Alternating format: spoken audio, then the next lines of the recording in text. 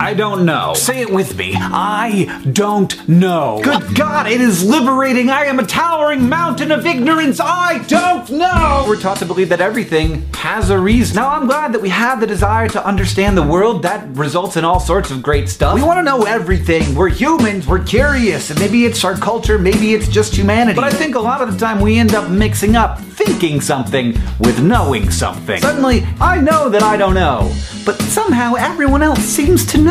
They all know differently from each other, but they all seem to know. What I'm saying is nobody's opinions are correct in the world. And yet it's impossible not to tie your opinions to your concept of self. And often people tie those things so closely together that they begin defending their guesses as if they're defending their very lives. In a way, they are. This is why it can be so impossible to talk about certain topics with certain people. They've tied those suppositions to themselves so tightly with knots of narrative and constructed reality and values that there's just no untying it. And maybe unsurprisingly, in those situations, the best course of action is just to be friends. The world as we perceive it, as we've built it inside of ourselves, is a lie that we tell to ourselves, not out of deception, but out of necessity. We simply cannot understand the world as it is, and so we construct.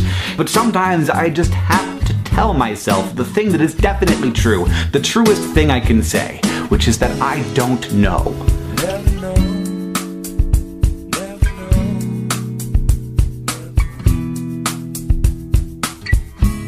This is the Everyone's Agnostic Podcast with Bob Pondillo and Cass Midgley.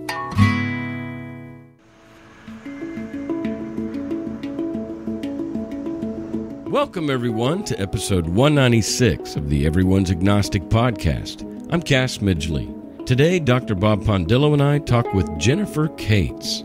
She's a Middle Tennessee State professor here in Murfreesboro, where Bob used to teach. She was raised in Nazarene and Church of Christ, Southern Fried Christianity.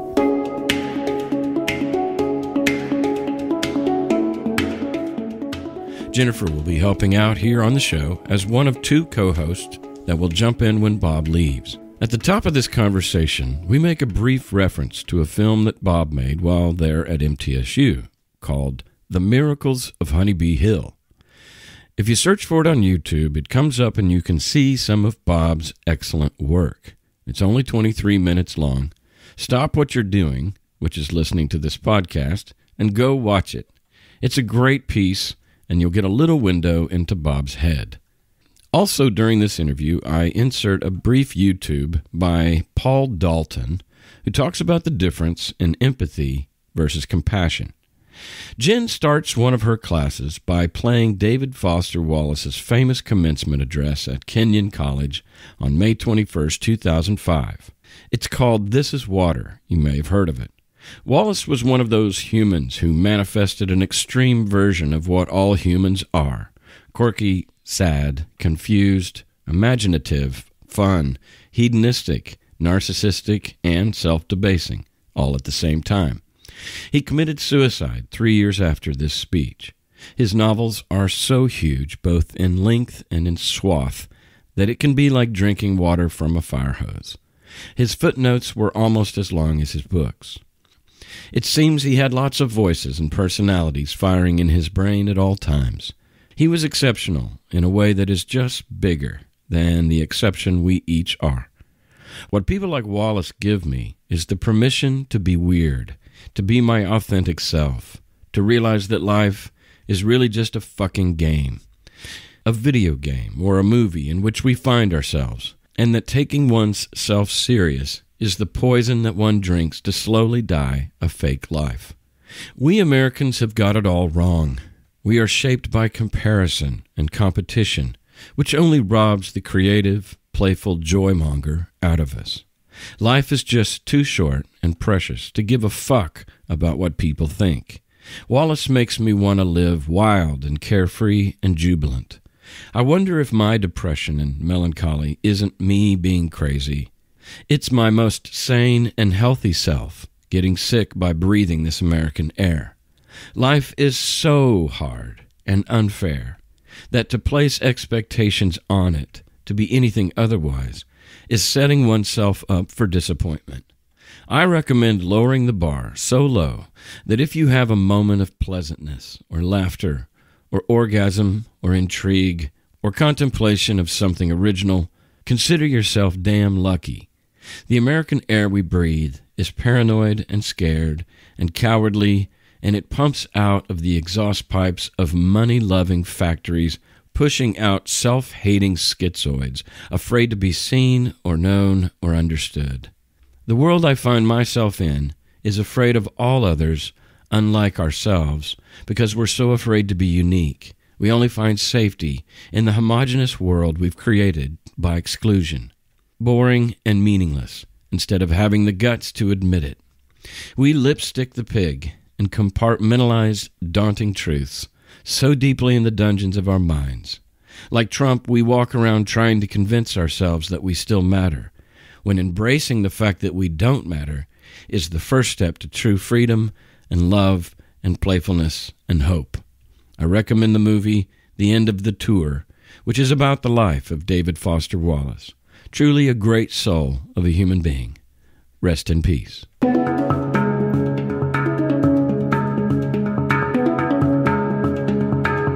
I love this talk with Jennifer. She's quick and sharp and learned, and she, like all of us, is deep in the throes of learning how to say yes to what is and no to that which is robbing us of self-love. We taped this conversation with Jennifer on March 18th, 2018. We interview people you don't know about a subject no one wants to talk about. We hope to encourage people in the process of deconstructing their faith and help curb the loneliness that accompanies it. We think the world is a better place when more people live by sight, not by faith. Please subscribe to our podcast and leave a review wherever you listen to podcasts. Also, we offer these podcasts for free, and your support truly makes a difference. You can support us monetarily in two easy ways. You can pledge a monthly donation through Patreon. That's patreon.com/EA podcast. Or you can leave a lump sum donation through PayPal at our website, everyone'sagnostic.com. Our opening monologue is an excerpt from a YouTube by Hank Green titled Towering Mountain of Ignorance. The music behind it is Never Know by Jack Johnson. The segue music on this episode was recorded on a handpan in the New York City subway by Sam Mayer. Thanks for listening, and be a yes-sayer to what is.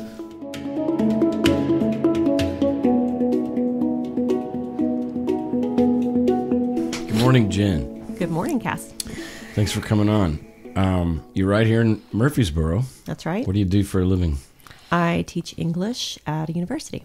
MTSU. Mm-hmm. Bob's I remember that school. emeritus. Yes, I'm emeritus. And if you have a buck, you can get a cup of coffee too. But no, I'm very grateful. I'm very grateful that they did that. They didn't have to do that. Yeah. Because I think I pissed a lot of people off when I was Well, there. I think they felt bad. That was throwing you a bone because they felt bad for running you off. Okay. Some of them did. Was it after you did that? I think the movie, Honeybee Hill? the Honeybee Miracles on Honeybee Hill, that did, It's I got called to the office on that. It's about a woman who's lonely and she's looking for a love, and she finds it, and the twist at the end is it's another woman. Yeah. Oh, And it was really? back when that was a little bit. But No, it was it's still- told. It's told with children. All the actors are children, Okay. except God. He's the only adult in the room, as it were. I see. And what's his name? A god. You mean who played the Yeah. David Lawrence. David Lawrence. Yeah. He's the guy that does the intro to the show where he says, "This is the Everyone's Agnostic podcast." Oh, yeah. okay. Yeah, that's David. He's got a voice. Yeah, for he's that. he did radio for a long time, and he's out in L.A. now. So he's a good actor. So it was a good movie. It was. I didn't think it was ahead of its time, but I guess around here it kind of was. Yeah, we're a little behind. Yeah, a little bit. It pushed some buttons, and they pushed the eject button for. Well, for they you. didn't make it comfortable anymore, And so I thought, whatever. I think that's enough. I did it for enough time, and 20 years of teaching, that's enough. And I got then- nothing more to say. I'm out. And then Edie is Edie's retiring. my wife's retiring in a couple of months, actually. And they're moving to Wisconsin. Yeah. Oh, wow. That's right, going up to Wisconsin there, Oh, yeah. No, they're nice people up there. It's Great. cold. Yeah. Right. Yeah, it's cold, so whatever. All right. You Jen, don't like the cold. All right, I can't do that. Yeah. Bob and I could sit here and talk to each other for. Yeah. So what is it you teach? Like, what are some of the class names? I mostly teach freshmen and sophomores general education courses in literature and writing, and then I direct a creative writing program as well. Freshman comp. Yes. Everybody gets to take freshman comp. Do you ever show movies? Sometimes. My freshman comp at Oklahoma State back in would have been like 85. Yeah. Blue Velvet. Oh, gosh. Yeah. What a great show that is. And I was Don't look at me. Don't you look at me. Blue Velvet. I was a fundamental evangelical Christian radical at the time. And so I was a little offended by that movie, probably. Oh, probably. Yeah. Actually, here's the thing about, at least my experience, I was a yin and a yang the whole time. Like, I was all in to the faith. But man, I had a big chunk of me that knew that this is bullshit. Yeah. And that chunk of me loved that movie. And loved the stretching that the course was. Every course that I took was like, okay, yeah. That's what it's supposed to do. Yeah. You're supposed to be uncomfortable. Yeah. Well, Students. the part of me that was uncomfortable, needed to be stretched, and it was. And I actually in college had a philosophy class that obviously rocked my faith. Yeah. But the professor took a distinct interest in me. We'd go out and talk till the wee hours of the night. Well, he knew you had something. He knew you were thinking. And I did, for a little bitty season there, really come close to dumping it all, like losing my faith in college. I wish to heck that I had, because I then took a while. I then spent the subsequent years, totally investing in the populating of heaven. You were evangelical. You were trying to get people to come on over to the dark side, or the light side, I guess you'd call it. Anyway, so what's your religious upbringing?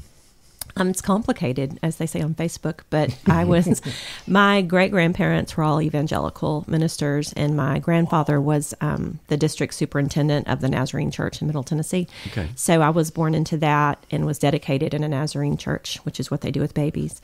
And when I got to kindergarten age, my parents decided to send me to a Church of Christ kindergarten that was in our neighborhood where my cousin was as well. And then we switched and started attending that church. Now, when you say dedicated, that's not baptized. No. Baptized comes later. Right. Because you're not young enough. You're too young to know. In the Nazarene church, dedicated means your parents are promising to bring you up there, and then baptism comes later. Yeah. Okay. And part of that dedication is they invite the whole congregation to say, we too will participate in raising They're the the child. godfathers or godfathers and mothers of the baby. Wow. Isn't that something? I mean, I don't remember it at all. Sure. So. Yeah.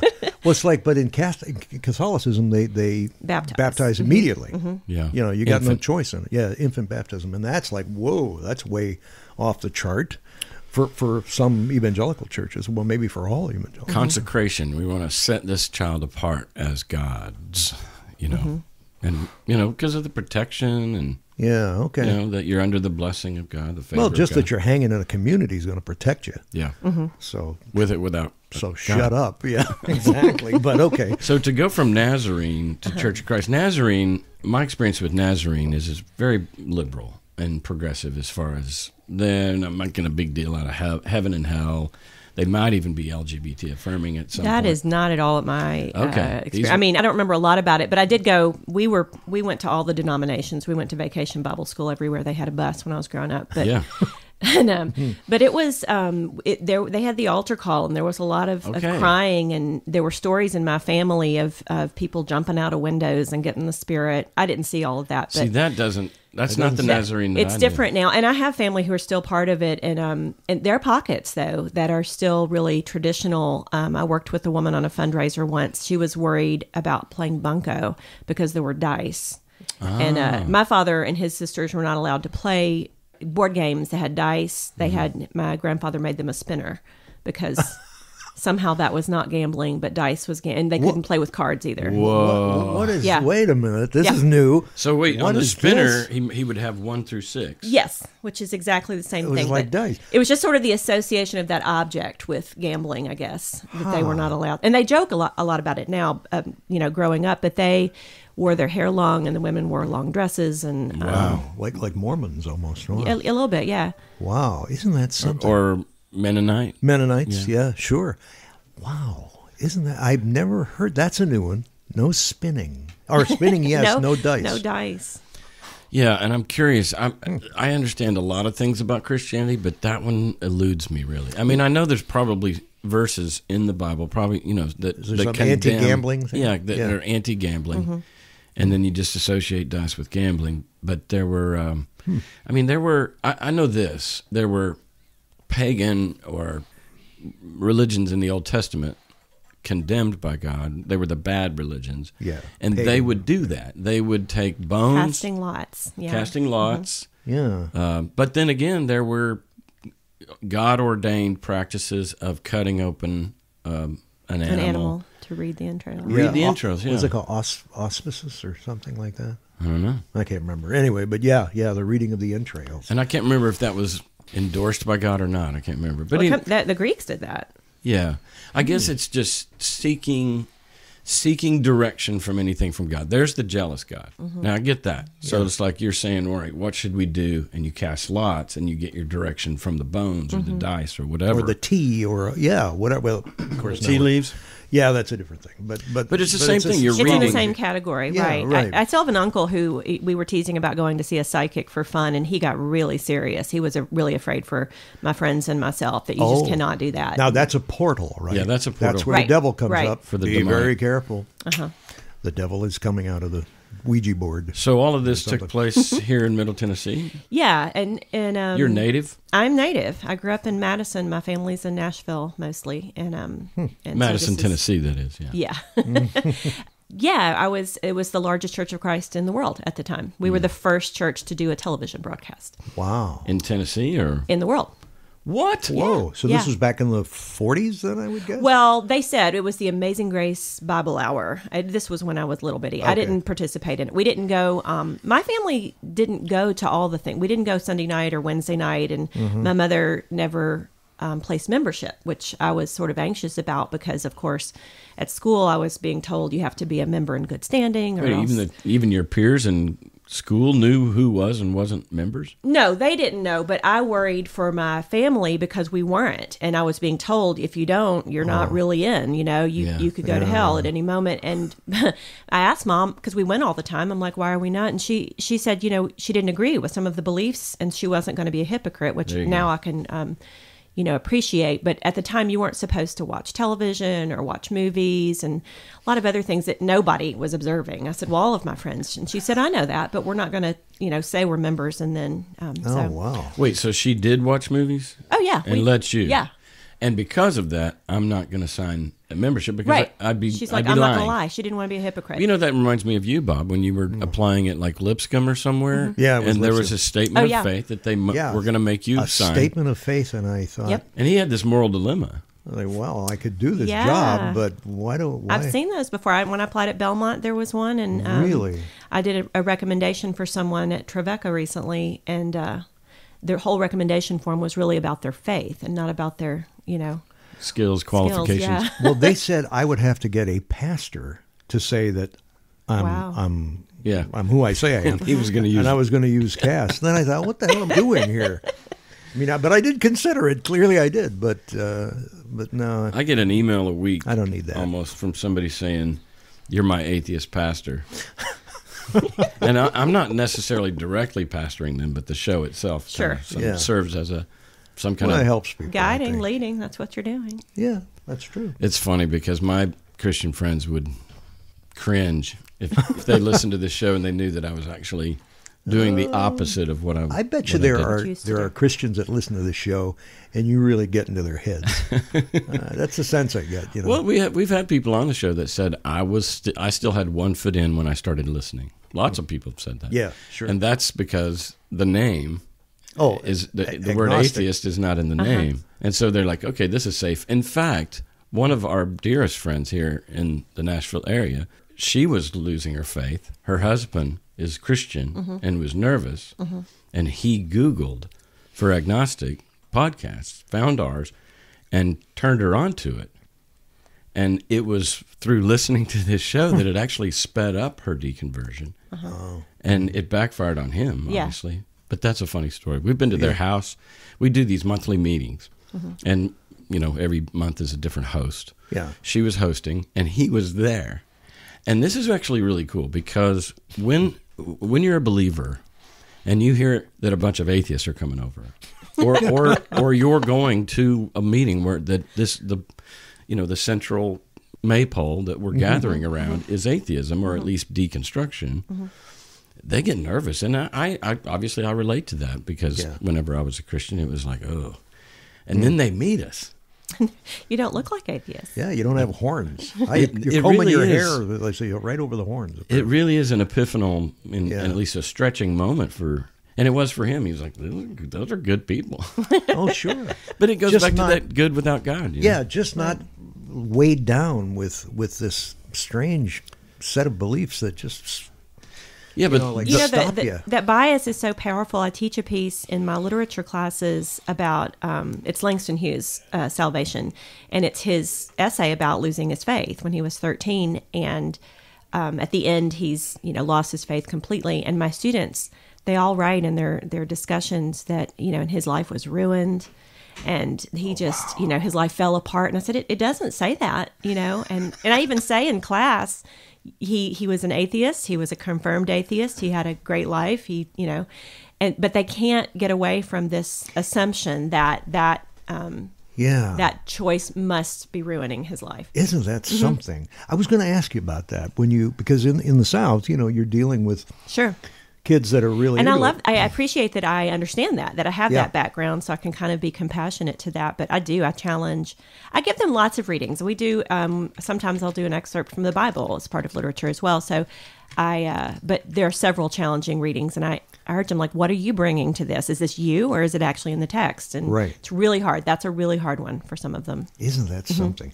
Yeah, I mentioned this before. I had a class where, because I said something like, well, how can you not believe in evolution when every year we have to get a new flu shot because the virus is evolving, and that's what happens, And he said, well, I believe in microevolution. Oh, well, that's convenient. That's a new one.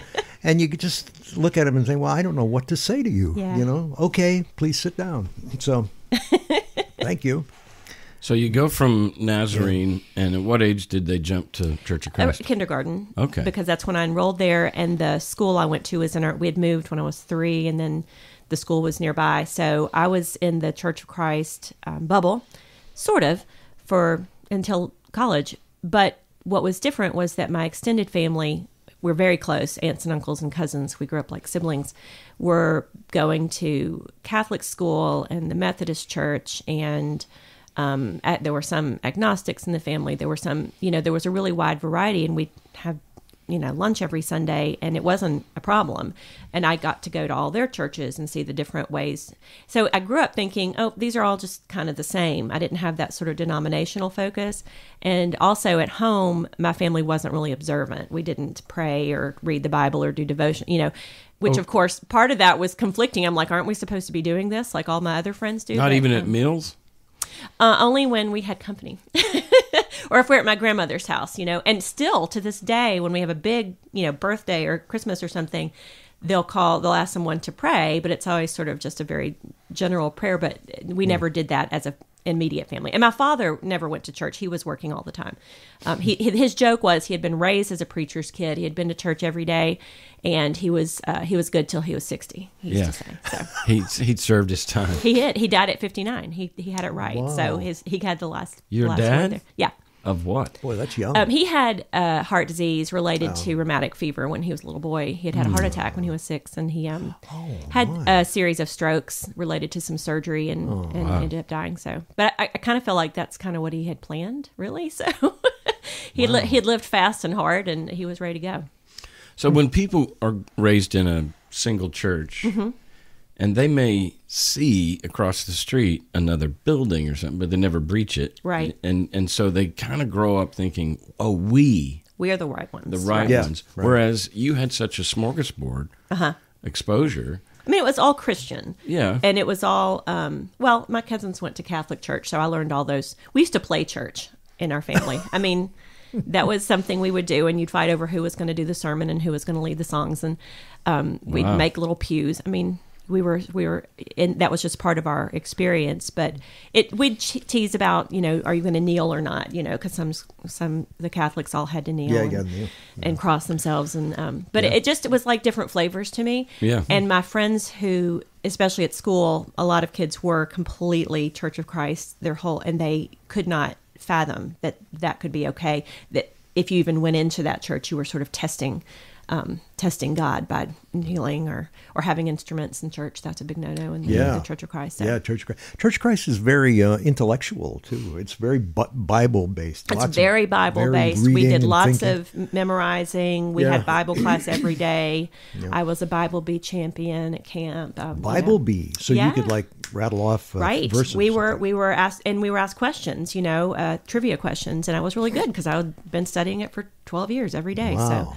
And I think that may be part of why I enjoyed writing stories and went in that direction.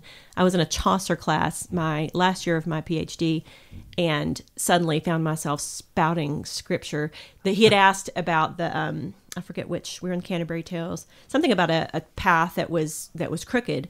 And he said, "Now, why is this path crooked?" And I said, "Well, because the way of righteousness is straight and narrow." And suddenly, everybody kind of stared at me, and I was like, "Oh, sorry, I just came out of, it's all in there." But it was, there's so much, there's so many characters and motifs in the Bible that turn up in a lot of our other literature. Absolutely. I don't think you can teach history or literature without teaching the Bible. You have to. It's not a. What do they call it? A string or a strand. It's the fabric. Yeah, it is. So that's how important it is. Now, you don't necessarily have to double down on it or anything, but I think it's helpful. I really appreciate that I have the background, because so many of my students have never left that, and they are just floundering and sometimes frightened when we talk about difficult things, and I can navigate that for them and challenge them and think about where are you coming from? What limits are affecting the way you read this text? And I think that helps me to engage them. So I'm not the enemy. Right. And I share that with them, that I grew up in a religious background, and I think that helps them to open up and relax a little bit. Do they know that you've sort of backed away from that? Not necessarily. I don't make a claim. I always feel like in the classroom, politics, and I've got to stay Switzerland and let them and let them come to their own conclusions. Which is that's what I always thought too. Yeah. I would say you don't got to believe it; you just got to understand it. Right. And we always start with every text. I'm like, what does the text say? Do you understand what the text is doing? Then let's talk about what do you think about the text. Right. That's exactly right. Yeah, I think. So, I think we grow up, and obviously in Middle Tennessee, this is the water we're swimming in. It's we're steeped in it, and so, like it or not, aware of it or not, you are affected by it. And, when whatever they say to each other on the streets of Mexico or Iraq, here we say, "Hi, how are you? I'm fine, how are you?" And as a child, you pick up on, oh, that's what we're supposed to say to one another when we see each other on the street or whatever. And so when you're a child and your parents, and you see, they pray when we have guests over, but they don't pray at home. I mean, just like anything else, as a child, as a baby, you're putting things in your mouth. You're just acclimatizing to your world, and so that you can be a survivor and so you can engage. That's what's normal. It's just totally normal. Nothing wrong with it. But was there ever a point in which you became personal friends with God? I was baptized when I was, I think, 12 or 13. And the first part of, when you're a child, there's a lot of pressure in that church because you're going to go to hell until you're baptized. That's the moment of immersion is what we were taught. Yeah. And so you live with a lot of fear because I wasn't really sure when I was supposed to do that, right? No one was talking about it at home. I didn't even know if my parents had been baptized, but at church, camp, and at retreats, this was what they were doing. They were they thought they were trying to save us by pressuring us. How old were you again? 13. I was 13? I think 12 or 13 when I did that. Wow. But I had, worried and had anxiety about it for years. before that, because I thought, am I supposed to, I'm looking around, how old are people when they do this? When is the right time to do it? And so I went through with that ritual at the same age as a lot of other people did. Well, I mean, how terrible, because around 8 or 9, you kind of get what's going on. Mm-hmm. And now you got to go for 3 or 4 years feeling anxious and like, if I die, I'm going to hell. Right. Oh, geez. It's almost like being tied to the railroad tracks. You know a train is coming. It's coming, man. And there's this congregation of people watching you, looking at you tied on the tracks, and they're saying, sorry, we can't help you till you're 13. And let's just hope the train doesn't Well, you're come. allowed to at any time. I just didn't know if I was supposed to, because there was no, in some religions, there's a specific age at which you do a bar mitzvah or something. Sure. And we didn't have that, but the norm, most people were early teens. And so I thought, well, it'd be kind of weird to do it when I'm really young. And yet. But I went to bed with a little embroidered thing I think my grandmother had made that says, now I lay me down to sleep. Oh, yes. Pray the Lord my soul to keep. If I should die before I wake, I pray the Lord my soul to take. So yes, I would say you don't that. even think about that, and then you look back and you're like, oh my God, this is really morbid. That's pretty creepy. And my grandma would stand there making me say it. And it's anxious. Like it creates anxiety. I should die before I wake. Yeah. I remember specifically lying in the bed in a specific way. Like, okay, if someone came in and robbed us and tried to kill me, maybe I would survive if he shot me or stabbed me. I really had I had conscious thoughts about how I didn't need to die yet because I hadn't done the thing right yet. So, there's a lot of anxiety. And that was the negative part for me, is the anxiety, especially at retreats and church camp where we're all away in a group and there's a lot of peer pressure as well. Mm-hmm. Most of it was fairly positive and light because I didn't have that pressure coming from home. So I appreciate that about my family. It could have been much worse. But I in retrospect, of course, it's easier to see the damage and the things that were happening to other kids who were getting it in much greater doses than I was. Yeah. Wow. And who makes that call when you get baptized? Your parents or the pastor? Or? The child. You make the call? Yes. Yeah. They have at the end of the service, they sing the song, and you have to get up and go down there by yourself. And is it total immersion? Is it, yeah. Oh, yeah. You had to put you in a tub. They put you in different clothes, and they had a special bathtub thing above it was up high up in our church above the pulpit, and the lights, and everybody sees you. And wow. So I want to go back to something you said, Bob, and you've said it many times on the show, and every time you've said it, I've wanted to push back, and I never have, so today I'm going to do it. All right. And it's no big deal, but my experience with the Church of Christ Church in Oklahoma, I would never use the word intellectual. I would acknowledge their sola scripta, like they're dedicated to the Bible. I would agree with that, yeah. But they're not smart. I mean, my experience with them was they were not smart. They were not curious. And I kind of want to reserve that word for smart people. No, I hear you. It is. It's all about sola scriptura. And stay away from any other texts that might distract you. I mean, that's where a lot of the theology, the rules about instrumental music come from. There were no instruments mentioned in the New Testament. Must be wrong, Right. Where do they say play a joyful noise? Is that in the Old Testament? Testament. Psalms. Hebrew? Psalms? Mm-hmm. Okay, well, like hundreds of times, right? Yeah. But then the New Testament was what we're supposed to go by.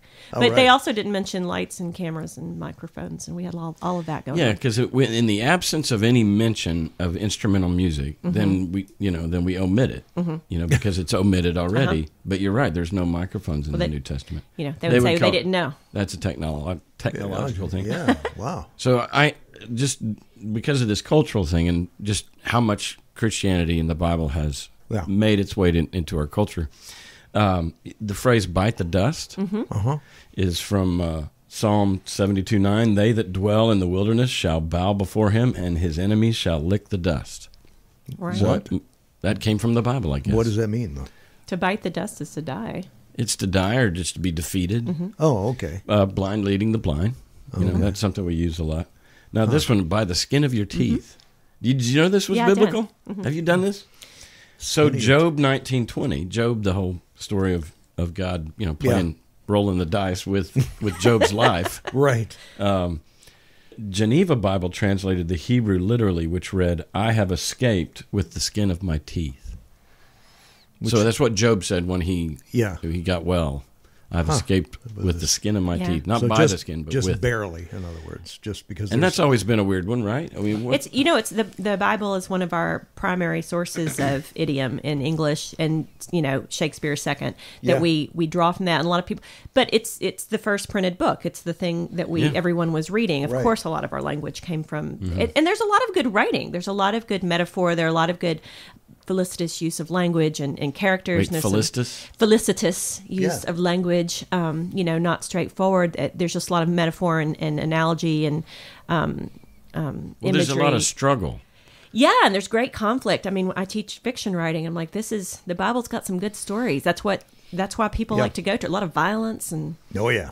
Yeah. Well, and you got to have conflict. Especially when you just consider the Hebrew Bible, because today's Jews, you can be an atheist and a Jew. You can appreciate Noah and Moses and Abraham and all of this, and never believe a dime of it. Yeah, because you understand it's metaphor and story and myth and whatever. Yeah, sure. Can a leopard change his spots? Cast the first stone, of course. Drop in a bucket. Drop in a bucket. Wait, let's read that one. In Isaiah 40:15, declaring God's sovereignty and power over the nations, behold, the nations are as a drop in the bucket. So they're nothing. And are counted as small dust of the balance. God is sovereign. He's everywhere. He's everything. Yeah, I get it. And we are small. Yeah, and we're very small. Eat, drink, and be merry, for tomorrow we die. Okay. That's from the Bible. I thought that was Shakespeare.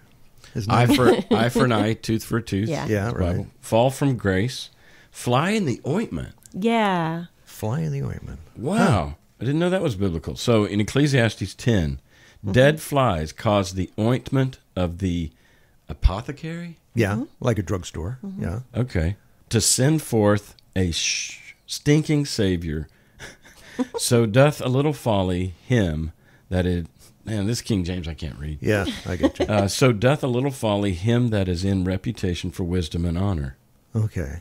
Dead flies cause the ointment to send forth a stinking savor, not savior. Oh, okay. I see. So it ruins aroma. it. Yeah. So a fly in the ointment. One little folly ruins it all. There you go. Wow. For everything there is a season. That's also Ecclesiastes. Yeah. To everything, turn. Thank you. Forbidden fruit, go the extra mile, good Samaritan. He who lives by the sword dies by the sword. How the mighty have fallen. Let there be light. The love of money is the root of all evil. Right. Nothing but skin and bones. Wow. The powers that be. Pride comes before fall. Put words in one's mouth. Rise and shine. Gee. The root of the matter. Scapegoat. Oh, of course. See eye to eye. Sign of the times. Straight and narrow. They're straight and narrow. Well, were these idioms in Elizabethan times, or were these current? You know what I mean? These were translated. These were translated from the Hebrew, so it's not the time of King James where they're using sort of words that were in the culture at the time.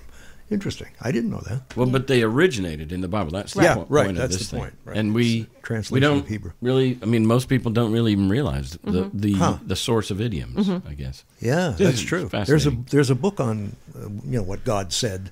Yeah, something like that. All right. So, being somebody who's pretty anti-religious, I have no energy around that. Just like I don't care where it came from. No, seriously. Like when it comes, I don't have any angst against Shakespeare. Yeah, I don't have any angst against literature impacting culture. And that's almost the best way to view religion. It's like, we've been affected by that, and it's actually kind of cool. No big deal. Nobody gets hurt. Nobody's trying to legislate morality in Congress. Yeah, we talked about this before. Maybe we get a thought from Jen on it. This notion that maybe one of these days, and Cass said it's happening now, where you go to church, and the pastor will say, back during the day when we believed in all this stuff, literal flood. Yeah, we would say blah blah blah.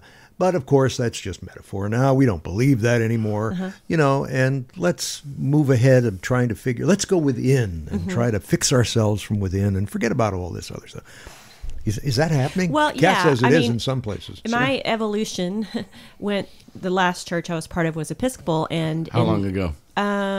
Just a few years ago. And it was really a cultural, it was when my children were little. So I wanted them to have a root, because where we live, if you don't have a root, then you'll be swept up by the the flood of the evangelical kids in your school who will, and I thought if they stay, they stay, and if they don't, they don't, but we'll just kind of have a community where they can feel good about it. And it was a great organization, and they were all about action in the community and not a whole lot of dogma.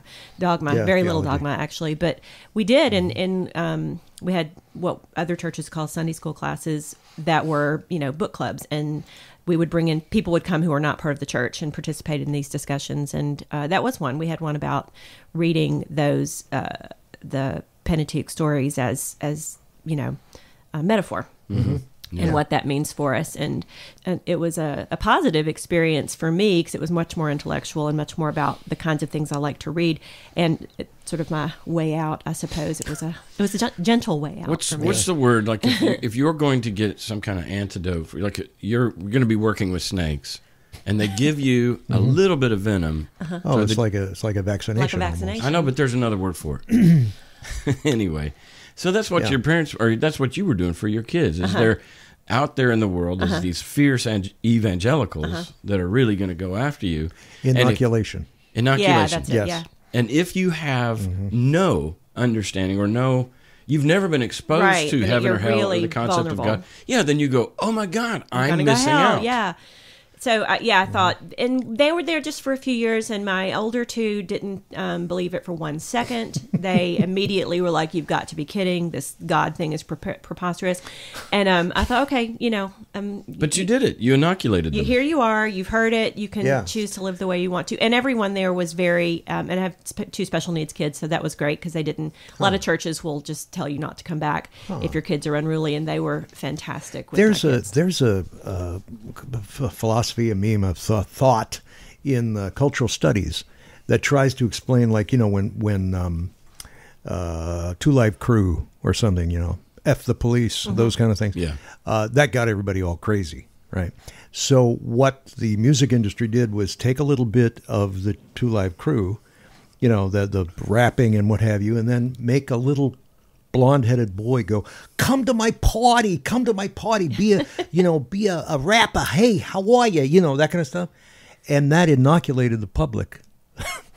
So it's okay for, because a white kid did it? Yeah, it defanged it. It's much like black music, when they, what do they call it, race music in the 1950s, and then eventually became rhythm and blues. Thanks to Elvis. Thanks to Pat Boone, those kind of people. Yeah. Where Pat Boone took a Tutti Frutti and sang Tutti Frutti, oh Rudy, Hey, fun fact, Pat Boone's brother was my song leader in the Really? Yeah. Fun fact. Yeah. I used to go to church with Pat Boone. Debbie was a camp counselor. Whoa, Debbie Boone, you light up my life. Yeah, she lit up my Get life. away from that. But the point is, and jazz was the same way. That which we fear because it's other, different. It's the black or whatever. Yeah. It's taken by the white and recrafted a little bit. So that's a form of inoculation. Yeah, it's a form, and they sort of inject it into the culture, and suddenly, it's okay. White people do it. It's now okay. I'm not afraid of it. Yeah, isn't that weird? But it shows you that it's deep-seated racism as well. Yeah. It's a meme or whatever they call it. Yeah. What you left off there was you were talking about how the church or wherever it was you were taking your kids, especially your special needs kids, oftentimes high maintenance kids in churches, they're kind of shunned, and you had a different experience. Yeah, and it is changing because of greater awareness, and some churches do have programs for that. In fact, I participated in a I don't know what you'd call it, I guess like a focus group on how to do that. But where we were, it was small, and I would go pick them up after nursery or after children's church or something, and I would say, how did they do? And the teacher would say, well, we love them. And I was like, and she goes, and we love them. And I was like, okay. I mean, my kid locked himself in a closet. They tore things up, and they never came and made me take them out. And I always thought that was just so kind. And, but so it was a good experience. I feel like they don't have any animosity about it. Yeah. And they are their own people now. They're all teenagers now. So. How old were they back then? Preschool until 4th or 5th grade. Okay, well, they're kids. They'll do all sorts of crazy ass things. And we did Bible school. I painted things for Bible school, and I'd volunteer, but they just kind of lost interest. And at a certain point, we were fighting about whether to go. And I was like, well, this is not helping anyone. Yeah. So it didn't stick It didn't essentially. stick. Right. For you or your kids. Yeah. Right. Well, and, they never bought into it, especially the two older ones. For me, it was just a really slow, gentle process of losing. I mean, really, college is probably where it started, because I exited the bubble and began reading. I specifically remember reading this is so funny, a course called Search for Meaning in Light of Western Civilization, History, and Culture. Wow. And Sounds it was great. It was. It's an interdisciplinary course, and we studied. The Bible was part of what we read, but we had religion professors and philosophy and literature and art and history. And I remember reading the Gilgamesh story for the first time and was like, wait a minute. That's the flood. Hold on. When did this get written? And it suddenly occurred to me that there were other cultures telling all these same stories. And I at that point left behind the whole literal Bible thing, that was gone. And just each year, new exposure would change the way I thought about it until I always say it was like a mist lifting. It wasn't a big deal. I kind of looked around and you're like, oh, it's not here anymore. I just, okay, Wow. Boy, you should hear some of the stories we hear. It wasn't traumatic. I'm sure it wasn't traumatic. Man. It wasn't traumatic. I for mean, me. it was just, I know I'm lucky too. The burden that these people carry is just incredible. I mean, it brings tears to your eyes. And it's just all in your mind, and then all the people around you that are sort of, lots of unnecessary drama and angst and animosity in families. And losing children, losing kids, Sounds like your family's pretty amicable. I just, I've always thought that was normal, and I now think much more critically about it because of what I hear from my students and friends. And when we have Christmas or Thanksgiving and we sit around and someone says a prayer and some of us just sit there and other people are, and we appreciate each other for what we are, and we just don't talk about certain things because we're like, there's no point. Everybody here has made their own choices, and we all love each other anyway. Yeah, and that's afforded to you and your family because the impetus or the obligatory nature of evangelism is we have to save these people, and if that's lifted, then you're like, oh, right, live and let do live. their own thing, yeah. What do you do when people go, well, you think I'm stupid? When you think they actually get very angry when you that just like the assumption that atheists are bad and you can't be good without God, they assume that they're arrogant and feel superior to. Because in a way, probably a lot of believers know that they've had to compartmentalize. They've had to dumb down, twist it into pretzels to make it work. Their skepticism and critical thinking skills are kind of subdued, and they know it, and they might even feel stupid. So when you walk in the room and they know that you represent somebody who's free thinking, then they might go there. But I don't know what to tell them. Like, no, of course not. I don't think you're stupid. Why would you say that? That assumption is coming from elsewhere to keep, in order to keep someone from associating with atheists or agnostics or free thinkers. We are painted as the enemy, and you have to stay away because that's a dangerous influence. So that bias is already there. Yeah. Wow. Well, they're afraid of what might happen to them. I have a friend who disowned me, and I know he's highly intellectual. And because we were meeting weekly for breakfast for years. Dear friends, I love this guy, and I think he loves me. But he's so intellectual, and his faith is hanging by a thread that my existence, or at least presence in his life, was more than he could.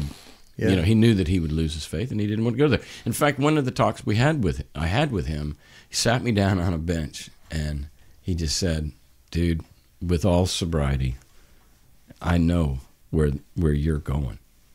And I was early on. I mean, I was okay, but I was basically, just even what I was talking about was like he recognized it as a slippery slope, and he really pulled me aside. He said, "Please, I beg you, Well, that's set out of love. Yeah, absolutely. I think that is that's good. He was trying to It's help misguided love, but it is love. Yeah, it is. But just this notion, I know you're going to burn forever in hell, and it really pains me to see. So don't do that.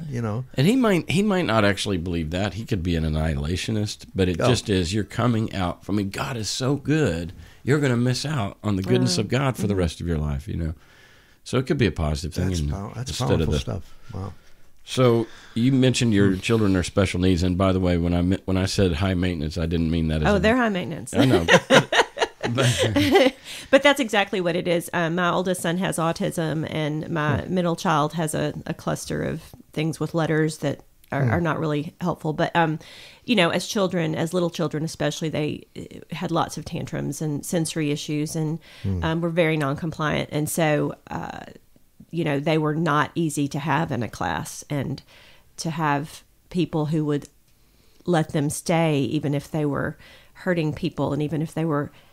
when my son locked himself in the closet, I saw the teacher come into the where the church was being held and get this other man and bring him out.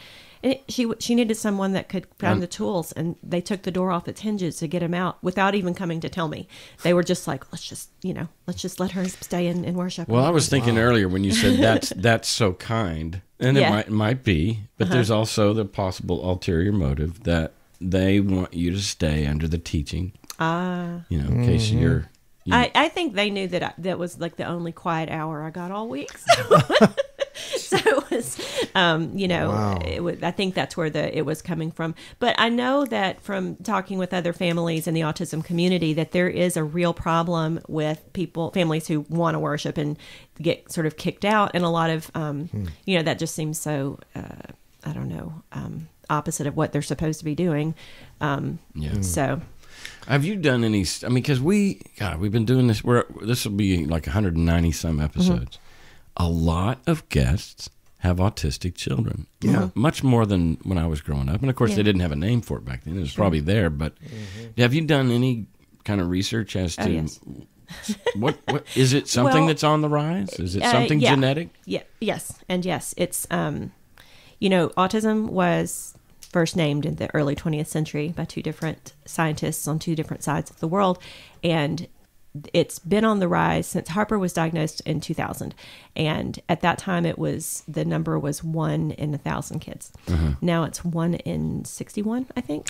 I may be wrong. Yeah, and it's gone up several times just since I've been involved. And part of it is we have better diagnosis, we have better screening, which is great. It used to be that autism is very difficult to diagnose because it's just a cluster of symptoms. So that's happened. But I think, and people will argue about this, there are a lot of things we've introduced into our environment that are doing things to our brains that we don't really understand. And it is genetic. We know that for sure. Yeah. In the food? Perhaps in the food, in our soil, in our air, in our water. We know these kids. Well, there's some studies that show that these kids have this genetic predisposition to hold on to toxins in their bodies. And both of my kids had high toxin levels in their blood and urine, and we even did chelation therapy to pull that out. But there's just not enough evidence to let us know exactly why or how. And of course, there's a big argument about vaccines, and those have been changed and the schedule's been modified. And I think some kids do just have a reaction to those. But one of the doctors that first diagnosed Harper said, we're going to talk about autism in the plural. It's not just one thing. There are different types that are caused by different things. And so I just, he had his symptoms from birth, so he was not regressive. Is it genetic as well? We know that it's genetic because of sibling studies and twin studies. Boys are 5 times more likely than girls to have autism. It does seem to be more boys. Yeah. And siblings have a 50% higher rate than just the general population. So. Really? But there are also twin studies that have shown, in some cases, identical twins, one may have autism and one may not. So we know there has to be some sort of exposure. Right, because when you were talking about toxins in their blood and we're talking about all these gestations as far as food and water and air and stuff, then we could say, well, did you smoke while you were pregnant? Yeah. Did you eat poorly? Oh, well, and you go through that. Right? I had allergy shots. And of course, I'm like, maybe I shouldn't have done the allergy shots. But when the twins come out, same diet, right? So it kind of lets you off the hook. And there's regressive autism happens when a child doesn't have autism for the first year or two and then begin to have symptoms. And I didn't experience that, but I know lots of families that went in to the doctor with a kid with no symptoms and a week later had a fully autistic child. So that's where the blame on vaccines comes. And I wrote a piece once, something has happened. We don't know what has happened, but to say vaccines causes autism or don't cause autism doesn't solve that problem at all. Right. There's something that's happening, and there are too many people that don't want to investigate that. Right. So. Well, if let's say we're in the future or something, and a medical scientist, a doctor, whatever, takes some amniotic fluid from you and then logs the genetic structure of the child that's soon to be born, and he or she can see, well, we got this, we got that, we got a little possibility of autism blue here. eyes. Got blue eyes. We got, well, here's something, cancer near the end of life or something. And you can just switch those things off. Yeah. You would be a monster if you wouldn't do that. You don't want your kid to suffer. I don't know. I mean, there are a lot of people in the autism community who have autism, who are high functioning, who argue that that's eugenics, that they are not in favor of the research that looks for. They don't even like the word cure. It's been that's a taboo word. And so I asked my son. I just he was old enough and he can communicate. And I just said one day, I said, well, what if the scientists found a cure for autism. You could take some medicine and you wouldn't have autism anymore. And he said, in true autistic fashion, he said, well, is there a liquid? Because you can't swallow a pill. I was like, well, okay, sure. There's a liquid. And because that was like the first, And he said, I don't know. He said, would I still be very smart? Because he has a super high IQ. And I said, I don't know. We don't know if that's part of your autism or not. And then he said, I don't think so. So, I think that it might be a mistake to. What an interesting concept. Ethics. Exactly. Is it a mistake? I don't know. I would. But then on the other end, there are people who can't, function, who can't use a toilet, who can't live independently, who injure themselves. Yeah. So those are behaviors that we don't want. We had a guest on the show just a few weeks ago named Rosie near London. Yeah. And she has a son who's so autistic that he had to be institutional. Yeah. And we don't have institutions. People talk about, my in-laws early on were like, why don't you find a special school? And I said, where is this magic special school you're talking of? It doesn't exist. And if it does, it's in New Hampshire. Right, exactly. And you're going to commute. Right. Yeah. Wow. Wow. All right. So one thing that I was curious about is in the classroom, do you see religion showing up in the dialogue with the students? Oh, yeah. In my classroom, yes. They, I think they know, they have this sort of sense that you're not supposed to talk about religion or something. Some of them do, though. And some of them you can tell, or they feel like they're probably going to go back to church and say, I testified in my English class. Exactly. They're compelled by the, I think it's Romans or, some Pauline scripture where it says, I'm not ashamed of the gospel. Sure.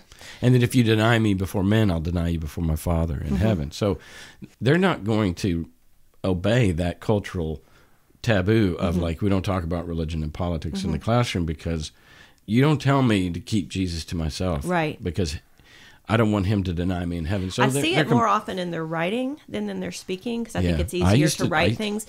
And that's great. I mean, my job is sort of to back off and be like, well, that's an interesting example of how religion or cultural practices, and sort of take it back away from a specific one. But when we read things we read John Donne, and he was a theologian, and I'll ask. He uses lots of metaphors from theology, and some of them know them and some of them don't. And I'm like, well, what is he talking about? In Christian theology, the belief is da-da-da-da-da. And I always talk about it that way, the way I would say, in Native American theology or in Chinese culture, that it's one of many. And sometimes I think that some students are like, oh, that to them, that was just truth, as opposed to a theological stance. Right. That notion of do unto others, it's pretty much that's been around way before Jesus. But the idea of death and an afterlife, and I mean John Donne talks a lot about death in his sonnets. They just think that's what everyone thinks, and then I have to say in Christian theology, the belief is that the spirit leaves the body and goes to an afterlife, and then I have some students who don't have any religious faith. When we read that piece, the Langston Hughes Salvation, some students read it and they go to a church revival. Everyone's moaning and all this. Some students say, "Is this a cult?" Well, that's an interesting. And then other students are like, "No, this is every Sunday at my church. Like this is everybody. Doesn't everybody do this?" Right. And I think that's such a good thing for them to see, to practice, to talk about. Is this your norm or is this unusual to you? And I always share that, even if nobody brings it up. I say people react to this differently, and you need to know everybody's experience is different. Which is why we read literature. Right. They're saying that millennials and generation, whatever we are in now, Y, X, I don't know what it is, Z, are the new one was generation iGen. That's what they're calling the next one. Yeah. Okay. That one are moving away from religion. Have you seen any kind of reflection? I have. I've been teaching for more than 20 years, and it's different in different places also. But what do you mean, like geographical places? Yeah. Where do you teach elsewhere? Well, when I was in Atlanta, for example, I had a lot of international students, and I had a lot of more student. Nobody in Atlanta is actually from the South. Is the joke, but here we get MTSU gets a pretty big cross section of adult students, traditional students. And I think it has changed. There are fewer and fewer who want to hang on and be open and testify about what's right and wrong. And there are a lot who just don't have any exposure almost, yeah. I think that's a good thing. Yeah. I know with my kids, obviously they're early years, they're raised preachers' kids, so they're immersed. Christian school, Christian Bible memorization, Awanas, all these things they were trained up as a child to be the fear of the Lord. What again? It's just a children's program. Okay.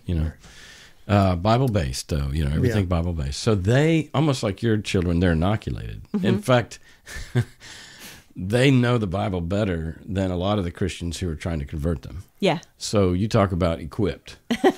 You want to get that sword out? Here's mine.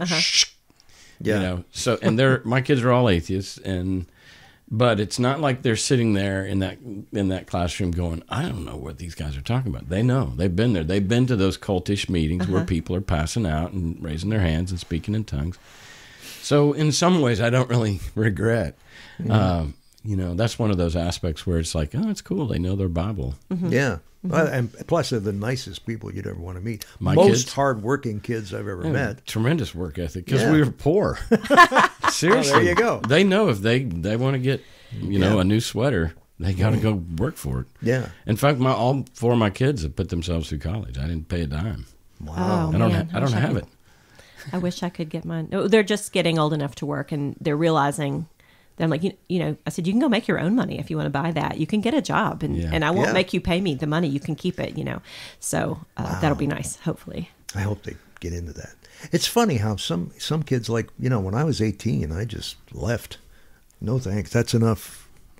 I want to get a. I think want to get a job. That's cultural that we, the helicopter parenting generation. They're so used to having their parents around to do everything for them that they just keep doing that. Because why would you want to do it for yourself if your mom will take you everywhere? A lot of them don't drive. Yeah. They choose not to get their licenses until they have to. I have a lot of kids, 18-year-olds who don't have licenses. Man, isn't that something? Yeah. Of course, I always kind of knew. We were the moment on your 16th birthday, you were there to get your license and get out and be independent. Yeah. And that doesn't seem to be a necessity. My students call their parents after class all the time. Really? And they call their parents to ask questions. Yes. That is very common. Wow. Kind of a failure to launch. Yes. Yeah. Failure to launch. Yeah, that's very good. That's what helicoptering. And I'm kind of militant about, I'm a laissez-faire parent. I'm a, let them learn the hard way, make mistakes. Yeah, that's what my parents I'm were. always arguing with people about homework. People sit down and do homework with their kids, like do it for them or with them, guiding them through. I said, that is handicapping. I have students who don't know how to organize a schedule because someone's always done that. They don't know how to feed themselves correctly. And they are really at a loss when they get to college. And I think, as in all things, moderation is probably the truth, because I have felt I'm very laissez-faire, maybe to a fault, because the kids that succeed, and here's where are they succeeding because you're doing the homework? Or are they succeeding because you were engaged? And so, for example, they come home from school, and I personally don't ask them, "Do you have any homework?" or "Did right? Now they're. Do you? I don't engage with that. I just trust that you're on top of it, and I think that they would, especially my son, who's not as self-disciplined as the girls were. Much more scatterbrained. Yeah. And short attention span. Yeah, my middle one's that way. Yeah. And so he probably would have benefited from a little bit of oversight and a thumb in his back.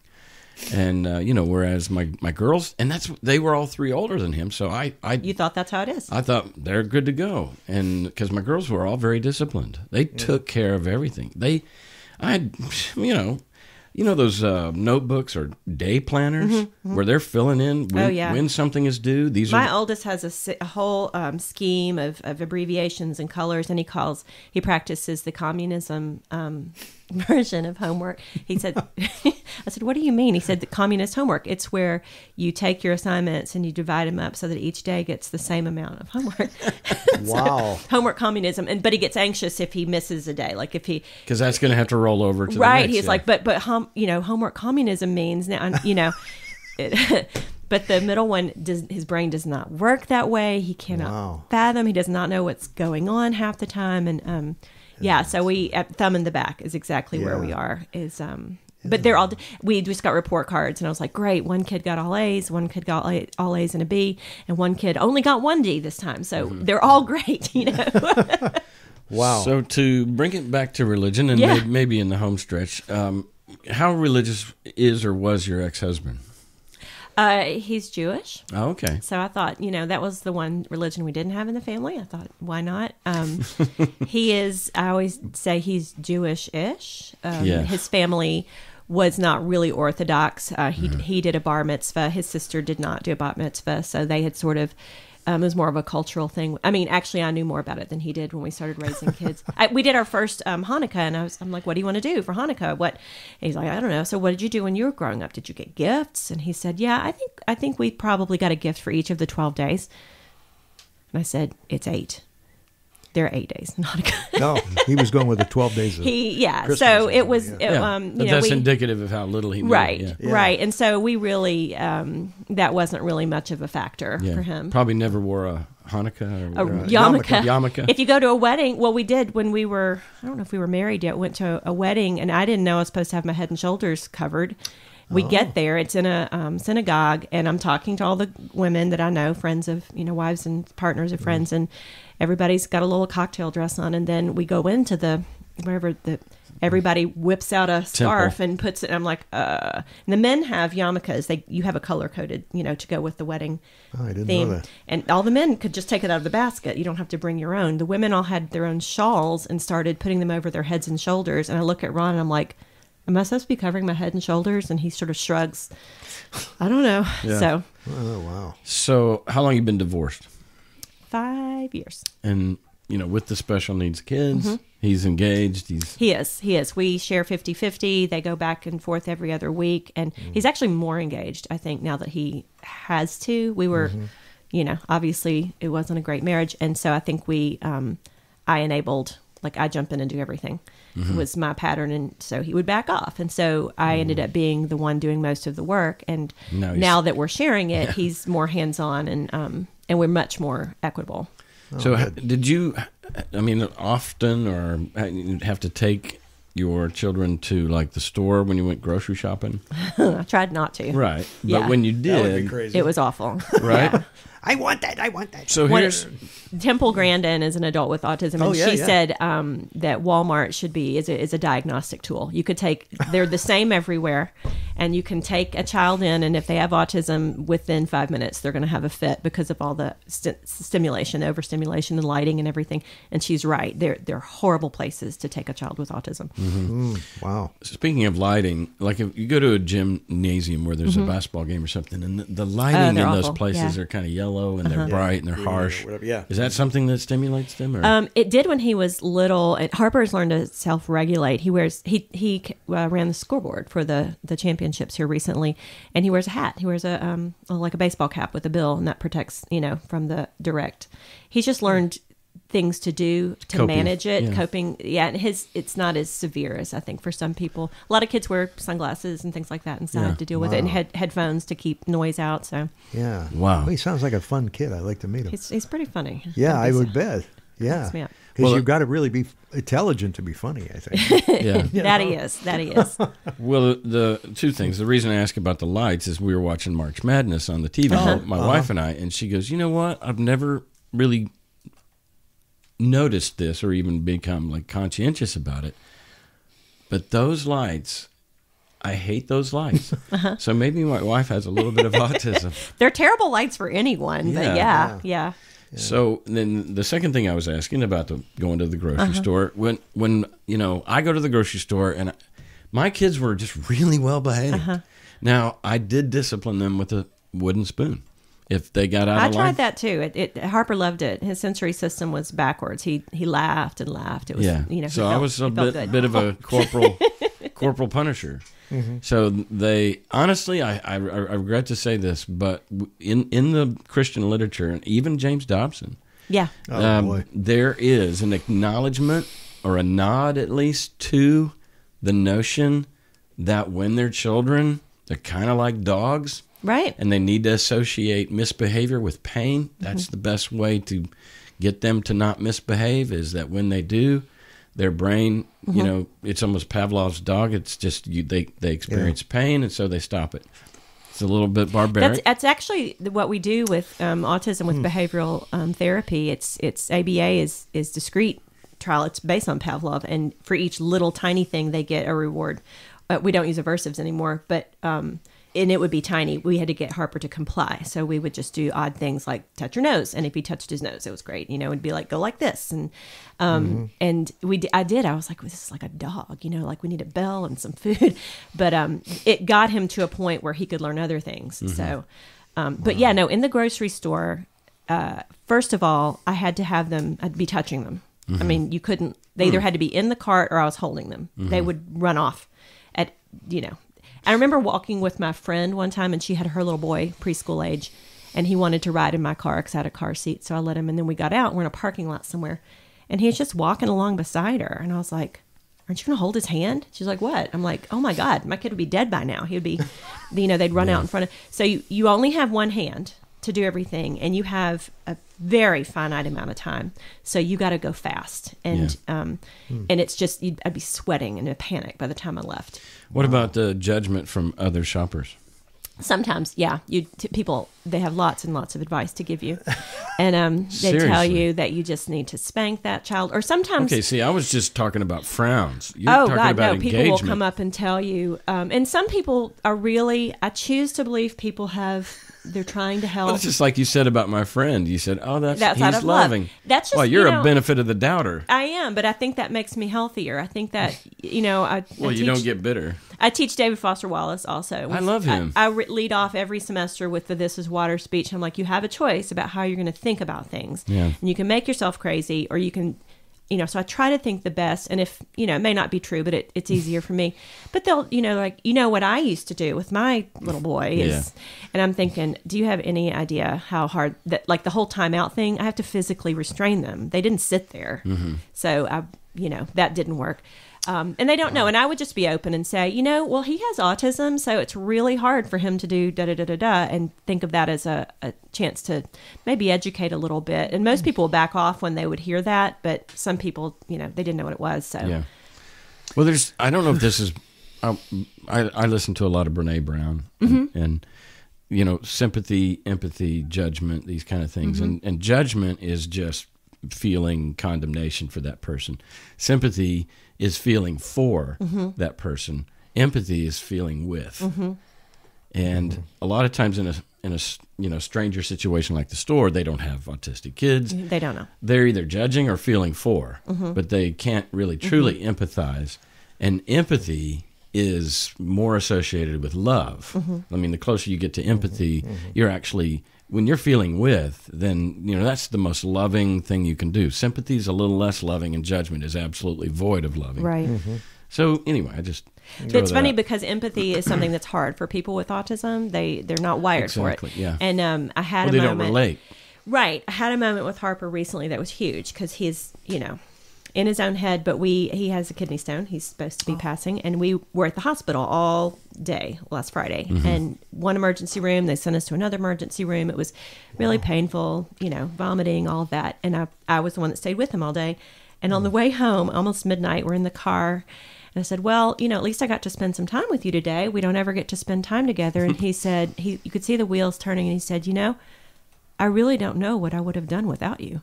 Oh my gosh. I really appreciate it. And I got teary because, I mean, Absolutely. He's never said he loves me or anything like that. I think this is as close as I'm going to get. But he really was. It was like it had never occurred to him that I had any value whatsoever.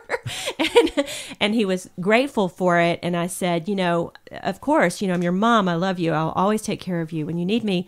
And then he said, I think I have a definition of love. It's when you do something, even if it's very uncomfortable.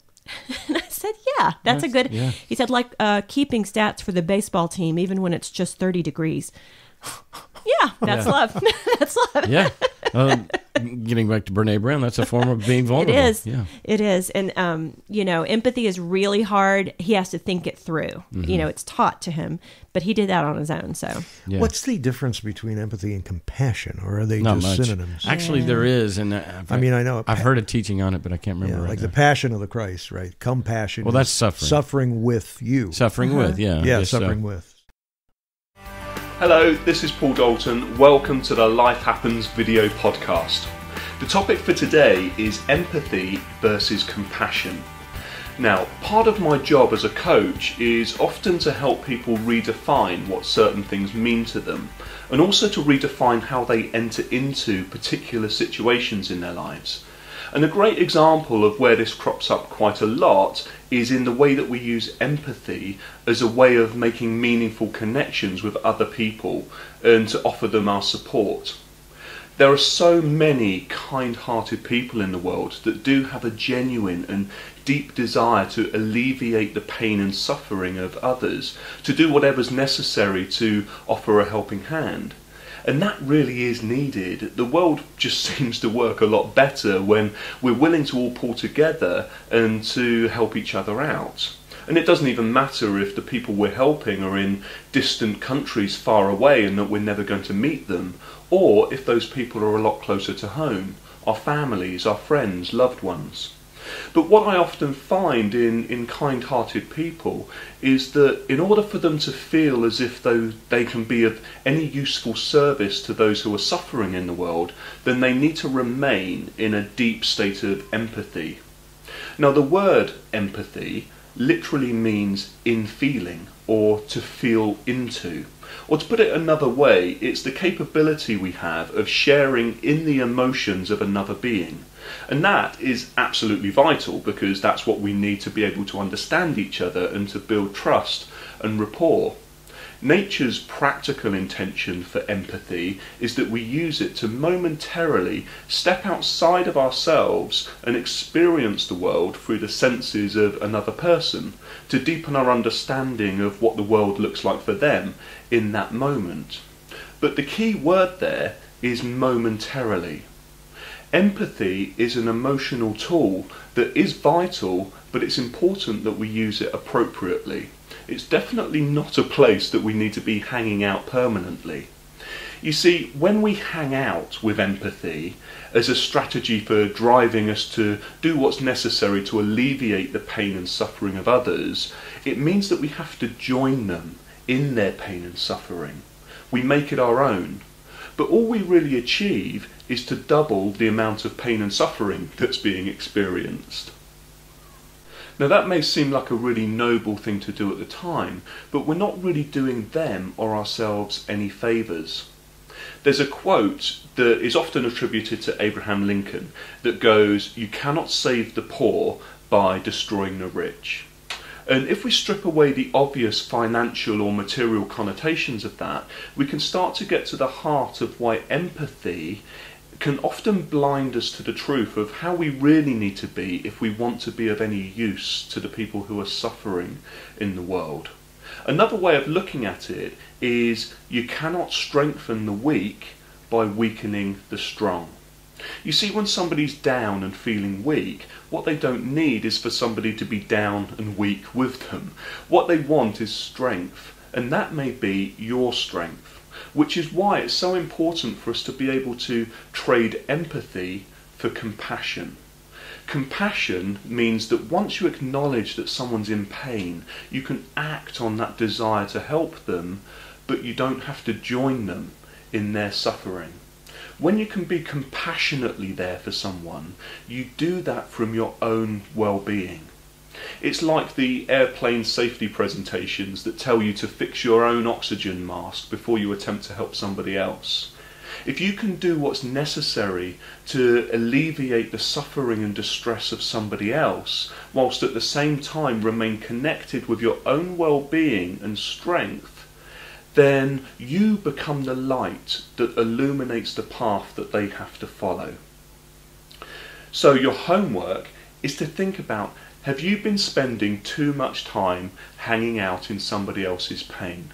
And if you have, then just to take a step back and do whatever it is that you know to do to reconnect with your own strength and well-being. And I'll leave you with this quote from Harold Thurman. It's quite apt. He said, "Don't ask what the world needs. Ask what makes you come alive, because what the world needs is people who have come alive." You know, one thing about faith versus naturalism, or supernaturalism versus, not.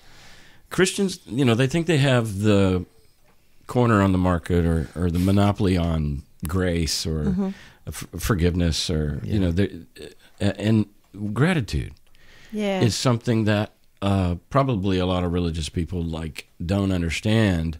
Atheist or non-theist, gratitude. Who are you thanking is what they might say. And yet, gratitude is a very, very important discipline. The people that, because what you just said was, okay, we have to go to this, doctor's appointment or whatever it was. We have to drive. I'm having to take time out of my life. I'm busy. This is a detour from my plans, and this is sacrificial. And what you said to him out loud was, hey, we got to spend this time together. And I know that, that we call that silver lining or whatever. But gratitude is, and this is, I'm really quoting Brene, but this is what the research shows, is that the people that were happy, the 100% common denominator, and a lot of times what they had over and against the people that were unhappy was gratitude. And as a discipline, very intentional. Right. And so I do practice in my day, because I'm depressed. I'm a depressive. Is that what you call it? I'm a melancholy. And I have to be proactive about laughter. I have to be proactive. And so I started practicing years ago as an atheist, 5 things that I'm grateful for. And sometimes it's, I don't have a broken leg today. Yeah. And otherwise you're going to let the simple things that you take for granted, you turn around and say, no, I'm not taking this for granted. This is amazing that my eyelids open and close involuntarily. Yeah. And it's a can miracle. Choose to be. There's a poem, is it Mary Oliver? She talks about when she dies, when death comes, that's what it's called. And she says, I want to be a bridegroom married to amazement. And we talk about, how can you be married to amazement? Marriage is a choice and a commitment, right? And it's like, yeah, can you commit to being amazed? And we do it at the end, and it's great because we start with, David Foster Wallace, and that's what he's talking about. He argues that it's education that makes it easier for you to take that point of view and fight the default setting of selfishness and of everybody hates me. And they almost always make the connection, which I love. But I asked them, I'm like, let's all think of a way right now. How can we be amazed? Let's look around and what's amazing. And, we think about, I always tell them about babies. Babies, everything's amazing. It's all new, right? And when you see a baby, the first time they see their hand, and it comes and they're like, oh my God. And they look around, they're like, did you see this thing? This hand? Oh my God, look at it. It moves. And I'm like, if we could learn to see everything in our world that way, eyelids, you're right. There are things about our bodies you're like, God, that's so cool. Or, how this structure worked, or how those two people got along. But it is a choice, and it's not a default. You have to make yourself do it. Yeah. Yeah, well, I think that's true. Yeah. Something that you would obviously be fully aware of is for literature and what you saw in the text, what you got in the text. And, 2 or 3 people got 2 or 3 different things. And here's a passage that just made me think of it. Jesus says, unless you become like a little child, you can't enter the kingdom. Now, I know for a fact, because I'm a victim of it, that Christianity has a infantilism effect on stunted maturation for its adherers. And to the degree in which you're an adherent is the degree in which your maturity is going to be stunted. I fully believe that. It's what happened to me, mostly because you cede responsibility for your life. Right. You can cast your sins upon Jesus as opposed to saying, wow, I really need to change. I screwed up, Yeah. Owning stuff and then just trusting that, my finances will all be taken care of because Jehovah Jireh is my provider. And as long as I trust in the Lord with all my heart, lean not on my own understanding, acknowledge him in all my ways, he will make my path straight. That's God's promise. He's never lied. He's good. Yeah. And so you just become irresponsible, etc. So there's a way to read that parable not parable, I guess it's a parable, what Jesus said, unless you become like a little child. I can look at that and go, fuck you. Right? Yeah. Fuck you. You're making everybody that follows, and actually Jesus didn't start a religion. Sure. But, this is bad. But the way you just phrased it, you could spin that to where, unless you become like a little child, see through the lens of a little child who's in discovery Everything mode. is new. In amazement and awestruck by the simplest things that adults take for granted, you cannot enter the kingdom of God, which could be a metaphor for just happiness.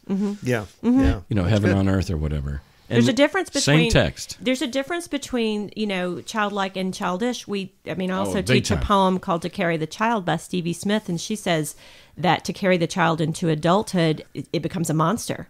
That if you maintain that childishness, then the child will kill the adult. I mean, she uses all this murderous language. The child within will kill the carrier. Because the child will know it doesn't have any power, and it's going to be angry, and the adult isn't going to know how to handle the child. And have tantrums. Yeah. Wow. So it says the child will make itself known, Yeah. I always thought that, being, having gratitude is a mark of adulthood or something. Like, Yeah, it's big time. Yeah, where you just go, my gosh, I have a bed.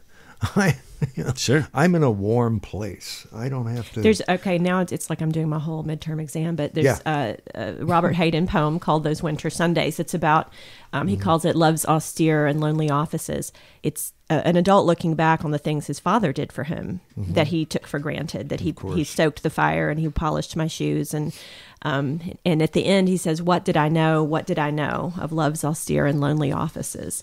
And my students, of course, are just starting to recognize that. Right. And always I'm like, what was the first thing when you got out on your own that you were like, holy cow, my mom did a lot of work for me, and they're like, the grocery store, the first trip to the grocery store, and I see how much things cost and how hard it is to decide what to buy and how to cook. That those are love's austere and lonely offices. Yeah, good I think point. it's a Will Rogers quote that goes something like this. When I was 15, I knew my parents were idiots. Yeah. And when I was 21, they were geniuses. And it was amazing how much they'd learned in 6 years. Yeah, right. It's true. Yeah. So when you show the David Foster Wallace, and it's a commencement address. At It's Kenyon famous, College, multi-million downloads on YouTube. Right. What is it that you hope your students will take away from that? I do it as the very first text of the semester, and I want them to be empowered.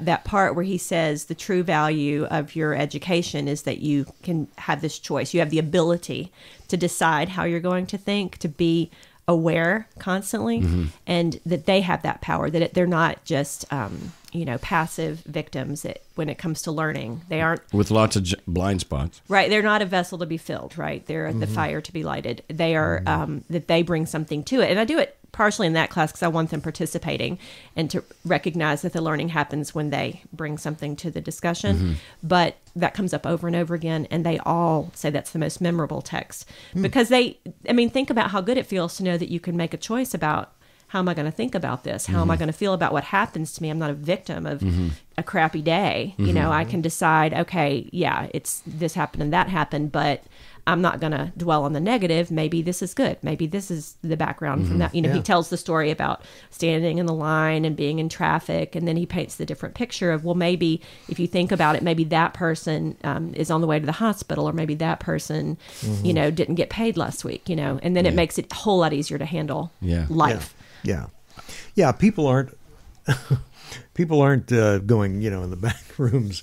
What do they call it? How can I ruin your day? How can I screw you up or something? Yeah. It's just everybody's fighting a battle. It's the benefit of the doubt. I think that's healthy, even if you know it's probably not true. The possibility, it just takes the the stress away from it. I don't need to take in all of that. If it's someone else's problem, that helps me to just slough it off and not dwell on, that person did this to me. It's something I don't like about myself is that when I'm out driving, everybody's in my way. Oh yeah, me too. That's our default. And he says that's our default. And if we're not actively aware and fighting it, that's what we'll always go back to. Yeah, and I'm othering at that point, as opposed to we're all trying to get to point B. Yeah. And just relating to that, going back to Wallace, and I think there's a direct relationship between the number of options you have and the amount of power you have. Mm-hmm.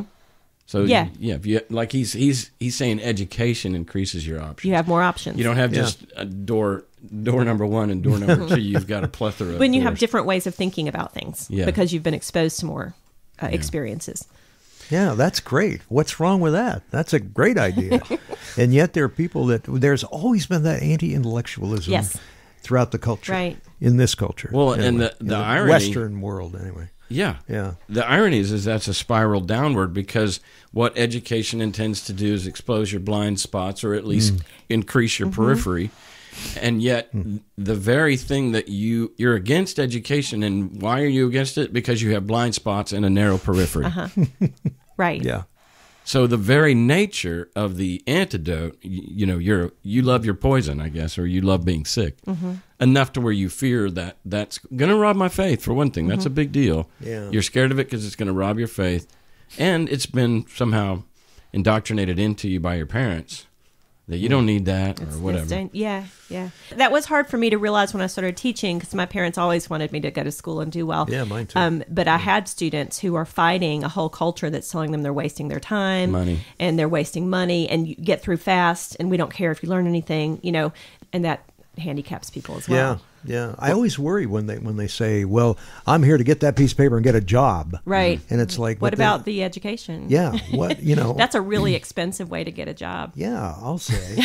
Plus, and that would be the point of some of the people, because would you say that education? Well, some education is for everyone, but I guess maybe I'm talking about college education. Oh, it's not for everyone, right? At all. But self-placed and self-reflection, all that stuff. Well, learning. Yes. I think you're a better person if you're an educated person. I don't know. I don't. But you can do that if you're a disciplined reader. Oh, sure. Right. Yeah. And especially when it's your own curiosity that drove you to that book, because a lot of times in a academic situation, you're forcing it down their throat. Right, yeah, but you wouldn't know that book exists if you didn't have some guidance. That's the thing, because when Harper gets, he doesn't want to do his homework or something, he'll say, look, why do I have to go to school? I know how to read, I know how to do math, we have the internet. I'm equipped. I'm like, okay, true, but what do you need to look at on the internet? That's what we provide you with, new ways of looking at whatever.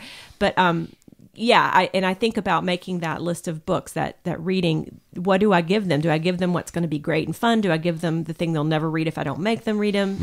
And I always am striking that balance, because I know in a sophomore lit class, for some of them it's the first thing they've ever read. Yeah. And for many of them it's the last thing they're ever going to read, in terms of literature. So it's a lot of pressure. Yeah. Yeah. Wow. So in the spirit of March Madness, Virginia, first time in history, a 16th seed beat a 1 seed. So in the spirit of what you just said, I'm going to say beware overconfidence. Yes. Because it's like blind spots are by definition, you don't know that what you don't know. And so the confidence that he in that case had is like, I've got all the skills I need. Right. Really. All the skills that you're aware of that you need. And this is like Mark Maron talks all the time about the value of having an older brother or some guy behind the counter at that old used record store who says, hey, listen to this. I've got a record for you. And the value of having friends and that do that for you and feed you stuff that you never would have been aware of. Right. How valuable that is. That is very much so. And, because this is a religious show, I want to bring it back to religion. The bubble keeps you from nothing. It's almost a force field.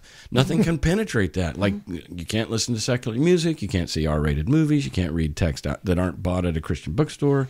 And you end up, there again, small, infantile. And you don't know it. And myopic. And you don't know it. It's a blind spot. You and make that's your life why small. That's why, Bob, when they come into your presence or whatever, they're like, you think I'm stupid? Because they know they're stupid. Or at least they know they're unexposed to other cultures. Ignorant, yeah. And any time that they could be even watching TV, and I always use China as an example because it's just billions of people, or millions of people, all of which are going to hell if you're a really dogmatic evangelical. And you just almost have to go, la, la, la, la, or you see no evil, hear no evil. Close off yourself to like the magnitude and the gravitas of imagining millions of people who just were born in the wrong place. And my God's going to do that, and et cetera, et cetera. Yeah, that's tough. All right, home stretch. What do you do for me time? Does it exist? Have you ever heard of that? Yeah. That's right. Well, now that divorce is the best thing is I get me time because they're with their dad every other week, and so this week it's been gardening. When the weather's nice, good. that's for Good, sure. good. When the weather's not nice, it's harder. Read, probably read. I mean, there's something about getting dirt under your fingernails. Oh gosh, right? It's been so. I did not want to go in for 1 minute. Yesterday was warm, and I was tired. My back hurt, and I was like, okay, I'll go. Great. No. I'm going to sit out. I'm going to sit out and soak up the sun and be in it. It's that's what gives me. I don't know. It's my natural Prozac, I guess. Well, honestly, you've seen these happy lights. Oh yeah, I have one. See, I need that. Yeah. I'm thinking I might get one. Because in the winter, and I talked to my doctor. I'm like, am I crazy or is it just much worse? And she said she prescribed lots and lots of vitamin D, which made a big difference. And when it's a rainy day for too long, I can't get motivated. I'm down. Too many days of overcast, and I'm down. Yeah. So, do you ever binge on like Netflix or anything? Or? Sometimes, and it's really hard for me. I had a workaholic dad, and I love working. I really do love my job, but I have a hard time not being productive. And when I'm not, I'm like, oh, I've got to think. Where's the list? I got to do something that's productive. Yeah. I guess when I was pregnant was when I started letting myself just watch something. I would lay down for an hour, because my body made me, and I was like, oh, the world didn't stop spinning. Yeah.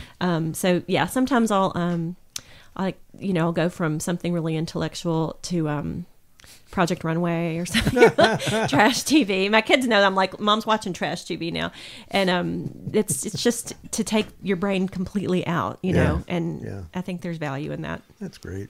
What about, the Belcourt Theater, the art films or independent films? I do when I can get there. Getting to Nashville is not always easy. I'm not good about going places by myself or making the effort to make plans. Yeah. And so I'll be home and be like, well, I could go do this, but I'm already home. So that's something I'm trying to be conscious of this year. I've decided I'm going to travel. I'm going to do some things that I just wait for someone else to make plans, and then I'll go along. So, well, these are all forms of maybe anesthetization or something from the harshness of the world, and I think they're healthy. You have to take breaks. I have to have it. Yeah. There are some that are more controversial forms of numbing, like libations. Or, do you partake at all in? Well, yeah, I drink some alcohol sometimes. No, I recently found out I have a fatty liver, which is a thing I never heard of, but apparently most of the world has it. What does that mean? But it made me paranoid. Well, they were doing an ultrasound for something else and saw it, and it just means you've got fat in your liver. And the thing that I don't understand about it is that it usually is associated with obesity and diabetes and sedentary lifestyle, and I'm not at any of those things. So the nurse that calls me and tells me about it, she's like, okay, so she's just reading, off the screen, I guess, what you're supposed to do, and she's like, you need to reduce your body weight by 10%. And I'm like, did you look at my chart? Because so it's just hereditary. But it's made me paranoid about alcohol. I did a whole detox for a couple of weeks, and everybody I talk to, everybody that's even tangentially related to the medical field, they tell me different things. Some are like, "Oh, we see that all the time." Red wine a day. Yeah, and then some are like, "Oh, you should just never drink again." And I'm like, "Okay, that's not going to happen." I was like, some things are like, you're going to get cirrhosis, you're going to have cancer, and so I just decided I'll be a little more moderate and conscious about it, I suppose. But my cousin, who's my age, had a liver transplant 12 years ago. And I asked her, because she's, right in touch with all that. And she was like, go get a bottle of wine right now. That's what you I said, but your liver's only 29 now, so... Funny. She got a 29-year-old's liver? Yeah, wow. It was 12 years ago, so however old it was then, but she always talks about how, her liver is a lot younger than the rest of her body. Yeah. Fascinating. So just wine then, I guess, is that what you go with? Yeah, I just, I try not to just default and not think about, how much I've Spirits. had. If I just sit at home and I'm not conscious, I might have more drinks than I would if I'm paying attention or, Yeah, I get it. So it hasn't been hard. Cool. Well, thanks for coming on. It was fascinating. Thanks. It really is.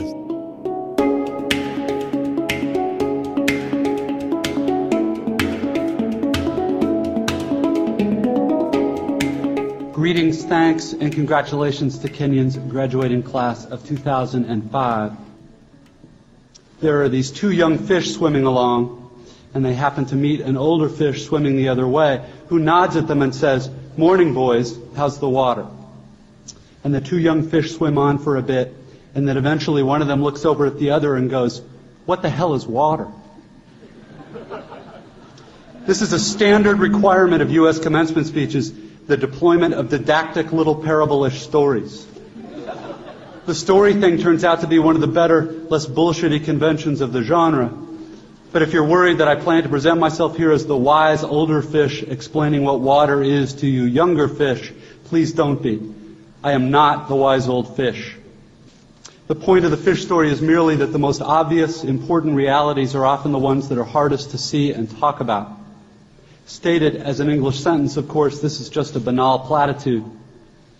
But the fact is that in the day-to-day trenches of adult existence, banal platitudes can have a life or death importance. Or so I wish to suggest to you on this dry and lovely morning. Of course, the main requirement of speeches like this is that I'm supposed to talk about your liberal arts education's meaning, to try to explain why the degree you're about to receive has actual human value instead of just a material payoff.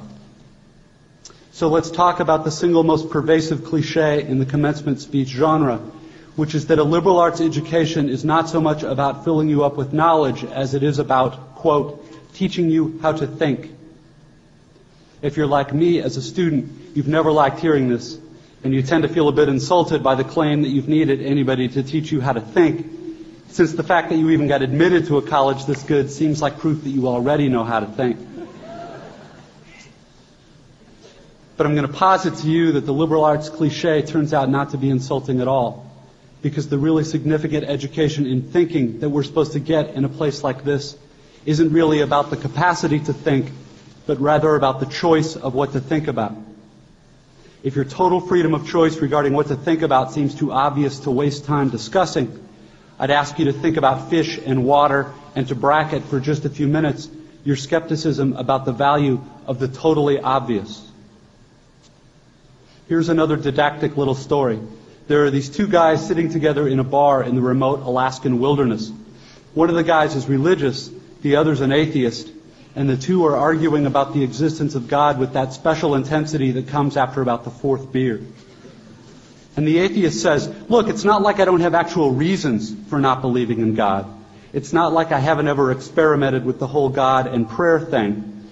Just last month I got caught away from camp in that terrible blizzard, and I was totally lost, and I couldn't see a thing, and it was 50 below. And so I tried it. I fell to my knees in the snow and cried out, oh God, if there is a God, I'm lost in this blizzard and I'm going to die if you don't help me.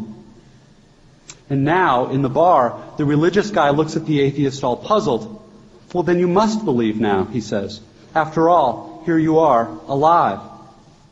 The atheist just rolls his eyes.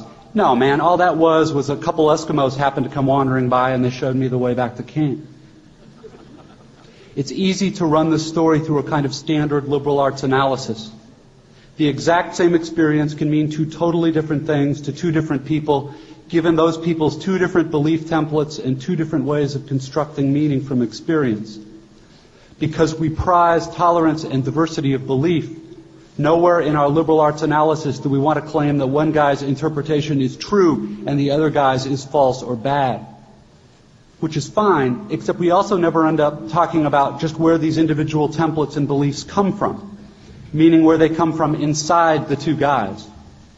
As if a person's most basic orientation toward the world and the meaning of his experience were somehow just hardwired, like height or shoe size, or automatically absorbed from the culture, like language. As if how we construct meaning were not actually a matter of personal, intentional choice.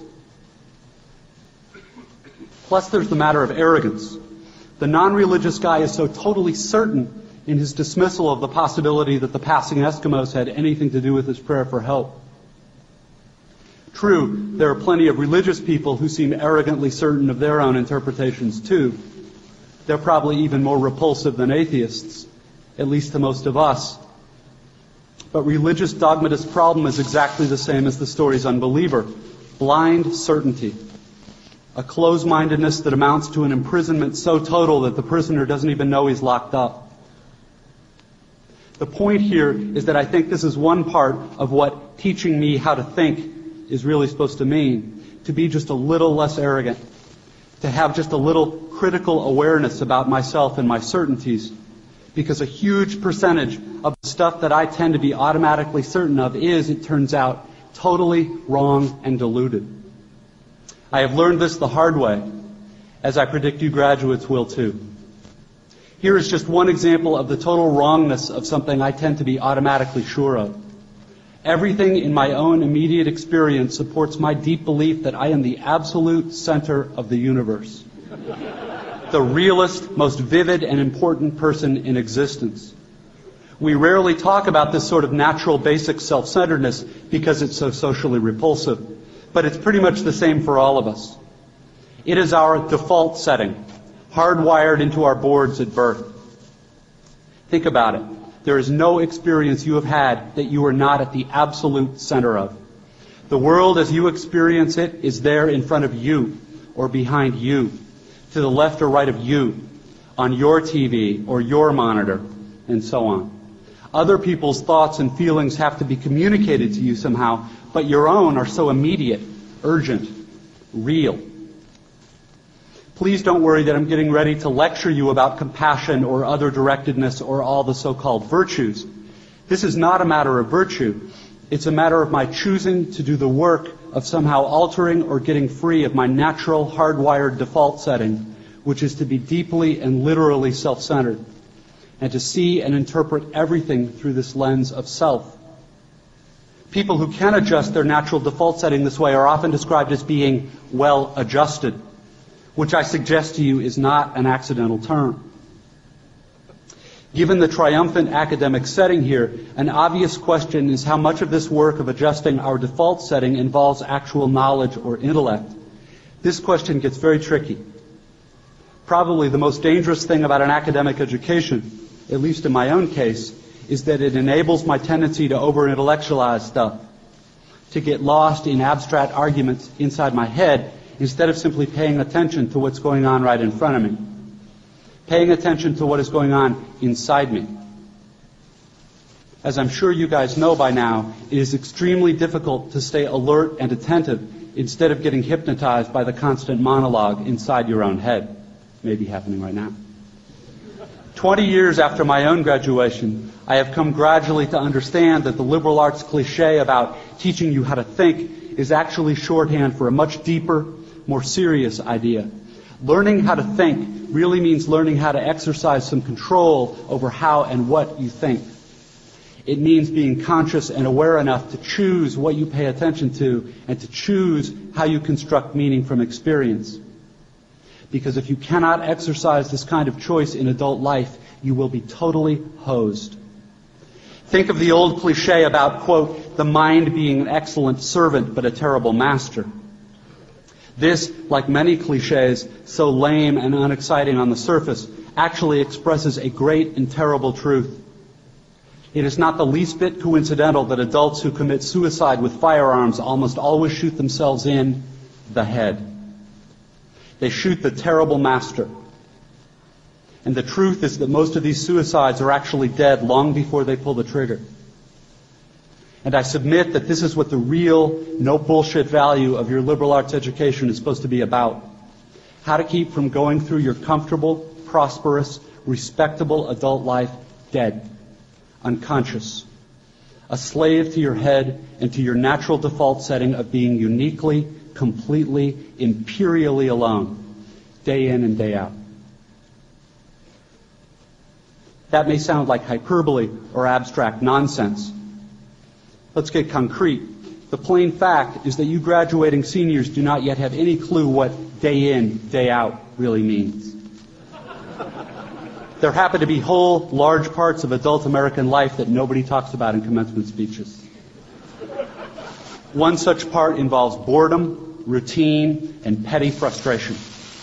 The parents and older folks here will know all too well what I'm talking about.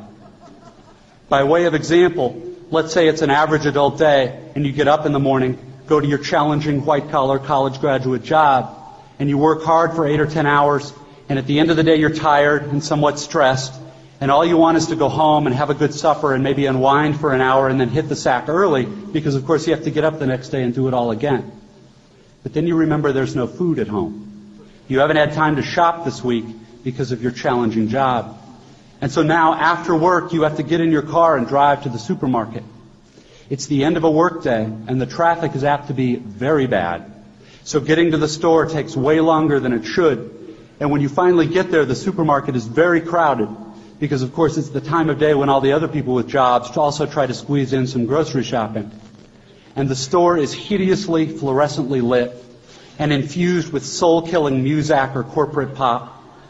And it's pretty much the last place you want to be. But you can't just get in and quickly out. You have to wander all over the huge, overlit store's confusing aisles to find the stuff you want.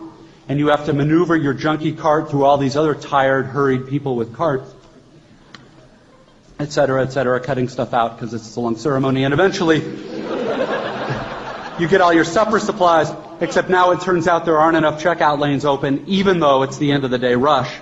So the checkout line is incredibly long, which is stupid and infuriating. But you can't take your frustration out on the frantic lady working the register, who is overworked at a job whose daily tedium and meaninglessness surpasses the imagination of any of us here at a prestigious college. But anyway, you finally get to the checkout line's front, and you pay for your food and get told to have a nice day in a voice that is the absolute voice of death. And then you have to take your creepy, flimsy plastic bags of groceries in your cart with the one crazy wheel that pulls maddeningly to the left, all the way out through the crowded, bumpy, littery parking lot. And then you have to drive all the way home through slow, heavy, SUV-intensive rush hour traffic, et cetera, et cetera.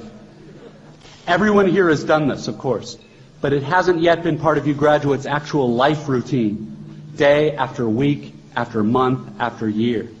But it will be. And many more dreary, annoying, seemingly meaningless routines besides. But that is not the point. The point is that petty, frustrating crap like this is exactly where the work of choosing is going to come in. Because the traffic jams and crowded aisles and long checkout lines give me time to think.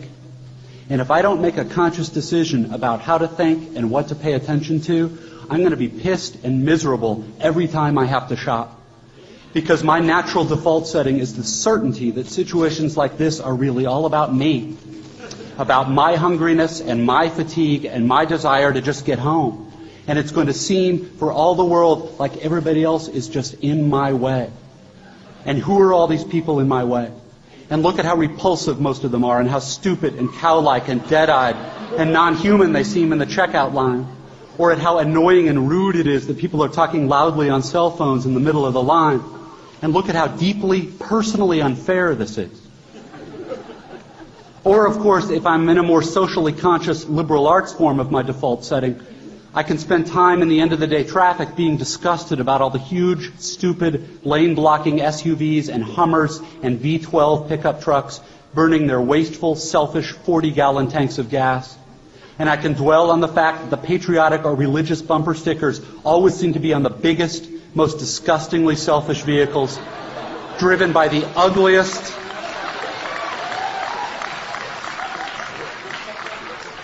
this is an example of how not to think. The biggest, most disgustingly selfish vehicles driven by the ugliest, most inconsiderate and aggressive drivers. And I can think about how our children's children will despise us for wasting all the future's fuel and probably screwing up the climate, and how spoiled and stupid and selfish and disgusting we all are, and how modern consumer society just sucks, and so on and so forth. You get the idea. If I choose to think this way in the store and on the freeway, fine. Lots of us do. Except thinking this way tends to be so easy and automatic that it doesn't have to be a choice. It is my natural default setting. It's the automatic way that I experience the boring, frustrating, crowded parts of adult life when I'm operating on the automatic, unconscious belief that I am the center of the world and that my immediate needs and feelings are what should determine the world's priorities. The thing is that, of course, there are totally different ways to think about these kinds of situations. In this traffic, all these vehicles stuck and idling in my way, it's not impossible that some of these people in SUVs have been in horrible auto accidents in the past and now find driving so terrifying that their therapist has all but ordered them to get a huge, heavy SUV so they can feel safe enough to drive. Or that the Hummer that just cut me off is maybe being driven by a father whose little child is hurt or sick in the seat next to him, and he's trying to get this kid to the hospital, and he's in a way bigger, more legitimate hurry than I am. It is actually I who am in his way. Or I can choose to force myself to consider the likelihood that everyone else in the supermarket's checkout line is just as bored and frustrated as I am, and that some of these people probably have much harder, more tedious or painful lives than I do. Again, please don't think I'm giving you moral advice, or that I'm saying you're supposed to think this way, or that anyone expects you to just automatically do it, because it's hard. It takes will and effort. And if you are like me, some days you won't be able to do it, or you just flat out won't want to. But most days, if you're aware enough to give yourself a choice, you can choose to look differently at this fat, dead-eyed, over-made-up lady who just screamed at her kid in the checkout line. Maybe she's not usually like this. Maybe she's been up 3 straight nights holding the hand of her husband who's dying of bone cancer. Or maybe this very lady is the low-wage clerk at the motor vehicles department who just yesterday helped your spouse resolve a horrific, infuriating red tape problem through some small act of bureaucratic kindness. Of course, none of this is likely, but it's also not impossible. It just depends what you want to consider. If you're automatically sure that you know what reality is and who and what is really important, if you want to operate on your default setting, then you, like me, probably won't consider possibilities that aren't annoying and miserable. But if you've really learned how to think, how to pay attention, then you will know you have other options. It will actually be within your power to experience a crowded, hot, slow, consumer hell-type situation as not only meaningful, but sacred, on fire with the same force that lit the stars. Love, fellowship, the mystical oneness of all things deep down. Not that that mystical stuff's necessarily true. The only thing that's capital T true is that you get to decide how you're going to try to see it. This, I submit, is the freedom of real education, of learning how to be well-adjusted.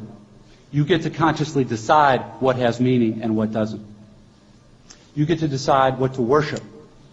Because here's something else that's weird but true. In the day-to-day trenches of adult life, there is actually no such thing as atheism. There is no such thing as not worshiping. Everybody worships. The only choice we get is what to worship. And a compelling reason for maybe choosing some sort of God or spiritual type thing to worship, be it JC or Allah, be it Yahweh or the Wiccan mother goddess or the Four Noble Truths or some inviolable set of ethical principles, is that pretty much anything else you worship will eat you alive. If you worship money and things, if they are where you tap real meaning in life, then you will never have enough. Never feel you have enough. It's the truth. Worship your own body and beauty and sexual allure, and you will always feel ugly. And when time and age start showing, you will die 1,000,000 deaths before they finally plant you. On one level, we all know this stuff already. It's been codified as myths, proverbs, cliches, epigrams, parables, the skeleton of every great story. The whole trick is keeping the truth up front in daily consciousness. Worship power, you will end up feeling weak and afraid, and you will need ever more power over others to numb you to your own fear. Worship your intellect, being seen as smart, you will end up feeling stupid, a fraud, always on the verge of being found out. Look, the insidious thing about these forms of worship is not that they're evil or sinful. It is that they are unconscious. They are default settings. They're the kind of worship you just gradually slip into, day after day, getting more and more selective about what you see and how you measure value without ever being fully aware that that's what you're doing. And the so-called real world will not discourage you from operating on your default settings, because the so-called real world of men and money and power hums merrily along on the fuel of fear and anger and frustration and craving and the worship of self.